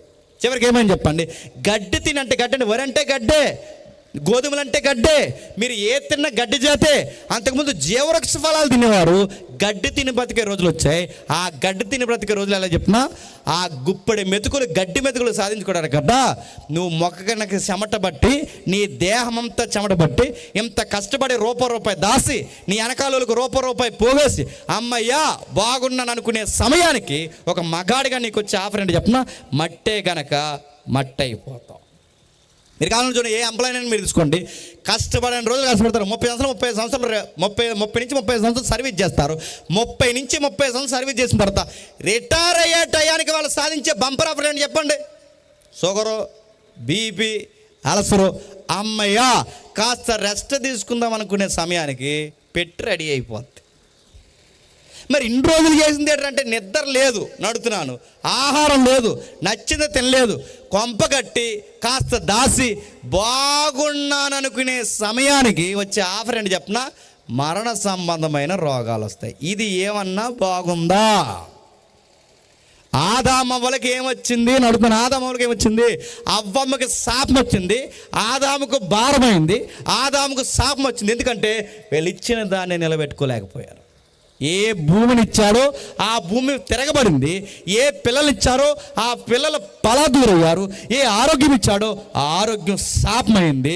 బారెడు కాలం బతకాల్సిన ఆదామవ్వలు అనతి కాలంలోనే మరణం లేని వాళ్ళ జీవితానికి మరణాన్ని తెచ్చుకున్నారు. ఇది మీకు అర్థమైతే సౌలుని దేవుడు రాజు ఎందుకు చేశాడంటే, ఇంకెవ్వడు నీ ముందు పచ్చకుండకూడదని చేయలేదు రాజుని. నీకు అనేక కుటుంబాలకి తండ్రిగా ఉంటావని నిన్ను ఆశీర్వదిస్తే, నువ్వు నీ కుటుంబం బాగుపడాలనుకుని నీ స్వార్థమే నేను చంపేసింది. సంసోన్ని బలం ఇచ్చింది దేనికి? అమ్మాయిని లవ్ చేసి తిరుగుతాడని కాదు, ఇశ్రాయేలు మీద ఏగ వాలకుండా కాపాడుతాడని. కానీ ఆశీర్వాదాన్ని ఏం చేస్తాడు చెప్పండి? సైడ్ ట్రాక్ పట్టించాడు, చివరికి ఆశీర్వాదాన్ని ప్రమాదంగా మార్చుకున్నాడు. ఇస్కరియోతు యోధాకు పరిచర్య ఎందుకు ఇచ్చాడు? దొంగిలించి జలసాలు చేస్తామని కాదు, ఆ పరిచర్ని అడ్డగోలుగా తిప్పుతామని కాదు, ఆ పరిచర్లో పేదవాళ్ళని, అనేక ఆత్మల భారాన్ని, ప్రభువుకి చేదోడు వాదోడుగా ఉంటావు, సాక్షిగా ఉంటావు, నిన్ను సేవకుని చేస్తే ఆ సేవలోనే యాసాలు వేసావంటే నువ్వేమయ్యావు? సచ్చావు. గుర్తుపెట్టుకో. ఈరోజు నేను ముగిస్తున్నాను. నీకైనా నాకైనా ఏది అడుగుతావు అడుగు, అడిగిన దానికన్నా ఎక్కువ ఇస్తాడు. ఉద్యోగమా ఇస్తాడు, పిల్లలా ఇస్తాడు, పెళ్ళా చేస్తాడు, ఆరోగ్యమా ఇస్తాడు, నీకేం కావాలని అడుగు ఇస్తాడు. కానీ ఆ తీసుకున్న దాన్ని మాత్రం జాగ్రత్తగా ఉపయోగించుకొని మాత్రం జాగ్రత్తగా 100 సార్లు అయినా పులిపేట ముందు నుండి ప్రసంగికుడి ద్వారా నీకు చెబుతాడు. ఇల్లు ఇచ్చాడా, ఇల్లుని బట్టి దేవుని స్తుతించు. ఉద్యోగం ఇచ్చాడు, ఉద్యోగాన్ని బట్టి దేవుని స్తుతించు. నీకు రంగు ఇచ్చాడా, రంగుని బట్టి దేవుని స్తుతించు. అందం ఇచ్చాడు, అందరిని బట్టి. అంతేగాని నాలాగే ఇంకెవరు లేరని అందరినీ ఎట్టకారం చేసి నీలాగా ఎవరెవరు కూడదని అసూయపడి దేవుడు ఆశీర్వాదంతో ఎర్రవీగావో సమాధి రెడీ చేస్తాడేమనుకుంటున్నావు. ఏమిస్తాడు అవన్నీ అడుగుతాడు. 10 మంది కుష్ఠరోగులను శుద్ధులుగా మార్చాడు. ఒకడే వచ్చాడు, 9 మందిని అడిగారు, మేలు పొందిన వారు ఏమైపోయారు? నేను ముగిస్తున్నాను. లేనంతకాలం పాస్టర్ గారి దగ్గరికి వచ్చి దేవుని సందుకు వచ్చి, దేవ మాకు ఇది ప్రవ్వా, మాకు ఇది ప్రవ్వా, మాకు ఇది ప్రవ్వా అంట. ఏదన్నా ఇచ్చాక మళ్ళీ తుపాకి దగ్గర చర్చిలో కనబడతారా? పెళ్లి కానంతకాలం పెళ్లి కాదు అంటారు. పెళ్లి చేసిన తర్వాత ఎందుకు రావట్లేదమ్మా అంటే అస్సలు ఖాళీ లేదంటే ఇద్దరికని విసిరిపోతున్నారేమో ప్రతి ఆదివారం పార్కులకి. నడుతున్నాను. దేవుని సన్నిధిలో పడేసేవారు పెళ్లి లేదని ఇప్పుడు పెళ్లి చేశాక ఊరి మీద తిరుగుతున్నారు. వీళ్ళు ఏం చేయాలి? పెళ్ళి అవసరమా? ఉద్యోగం లేనంతకాలం ఉద్యోగం కావాలంటారు. ఉద్యోగం ఇచ్చాక ఉద్యోగం పేరు వంకెట్టే చచ్చి మానేస్తారు. ఉద్యోగం అవసరమా? పిల్లలు లేనంతకాలం పిల్లలు నేస్తావు. పిల్లల్ని ఇచ్చాక ఆ పిల్లలు వంక పెట్టే చచ్చి మానేస్తావు. ఏదైతే లేదని ఏడుస్తావో అది దేవుడు ఇస్తాడు. ఆ ఇచ్చిన తర్వాత దేవుడికి ఆ ఇచ్చిన దాన్ని చూపించి, ప్రభావ దీనివల్ల రాలేకపోతుందంటే దేవుడికి ఒకటి కూడా తెలుసు, ఆయనకి ఇవ్వడమే తెలుసు. అది వంకెడితే అది తీసుకోవడం కూడా తెలుసు. అందుకే అది చెబుతున్నాడు మత్తయి సువార్తలో, ఒకనికి 5, ఒకనికి 2, ఒకనికి 1. 5కు 5 చేసిన వాడిని బలా ఇంకా తీసుకో అన్నాడు. 2కు 2 చేసిన వాడిని బలా ఇంకా తీసుకో అన్నాడు. ఆ 1 తీసుకుని సోమరోళ్ళలో ఉన్నవాడిని ఆ కప్పెట్టింది బయటకు తీసి ముందు ఇండి కప్పెట్టండి అన్నాడు. గుర్తుపెట్టుకోండి. మీకు ఏమర్థమవుతుంది చెప్పండి? మన దేవుడు ఇస్తాడు. ఇచ్చిన దాన్ని ఆశీర్వాదకరంగా మానుకుంటే ఇంకా ఇస్తాడు, ఇంకా ఇస్తాడు, ఇంకా ఇస్తాడు, ఇంకా ఇస్తాడు.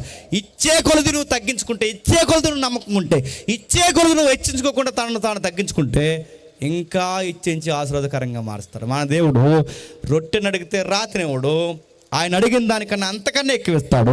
ఆయన చేపను అడిగితే పామునివ్వడు, అంతకన్నా గొప్పగిస్తాడు. నువ్వు అడక్కము నువ్వు నీ ఎక్కర్లన్నీ ఎరిగి సమస్తము సమకూర్చి జరిగిస్తాడు. కానీ ఆయన ప్రేమను లోకుగట్టావో ఆయనకి ఇవ్వడము తెలుసు, చెప్పండి, తీయడము తెలుసు. ఆశీర్వాదం మన కళ్ళ ముందు ఉంది. ఆశీర్వాదంలోని సరిగ్గా ఉపయోగించుకోకపోతే చెప్పండి అదే మనకు శాపమై కూర్చుంటుంది. అన్నిటికన్నా గొప్పది చెప్పినా, ఏమి ఇచ్చినా ఇవ్వకపోయినా, మనం రోత కార్యక్రమాలు చేసినా, ఆయన ఎక్కిరించే పనులు చేసినా, ఆస్తి ఇచ్చినా, ఐశ్వర్యం ఇచ్చినా, డబ్బు ఇచ్చినా, డబ్బు ఇవ్వకపోయినా, ఏమిచ్చినా ఏమి ఇవ్వకపోయినా, ఒకరోజు నిత్యత్వాన్ని ఇవ్వడానికి, ఆయన దగ్గరికి వెళ్ళడానికి మన పాపాలు అడ్డొస్తున్నాయని తన జ్యేష్ఠ కుమారుని మన కొరకు ఉచితంగా అనుగ్రహించేశాడు. ఆయన ఉపయోగించుకో. ఇక్కడ ఇల్లు ఉన్నా ఇల్లు లేకపోయినా చచ్చిపోతాం, ఇక్కడ డబ్బు ఉన్నా డబ్బు లేకపోయినా చనిపోతాం, ఇక్కడ ఆరోగ్యం ఉన్నా ఆరోగ్యం లేకపోయినా చనిపోతాం, మొత్తం మీద ఏదో కూడా చనిపోతాం. కానీ ఇది కాదు, గుర్తుపెట్టుకోండి, ఎప్పటికీ ఇచ్చావని, ఎప్పటికీ వాడబారని, ఎప్పటికీ నశించని ఒక లైఫ్ కావాలి. అది ఏదైనా దోనకన్నా గొప్ప జీవితం అది.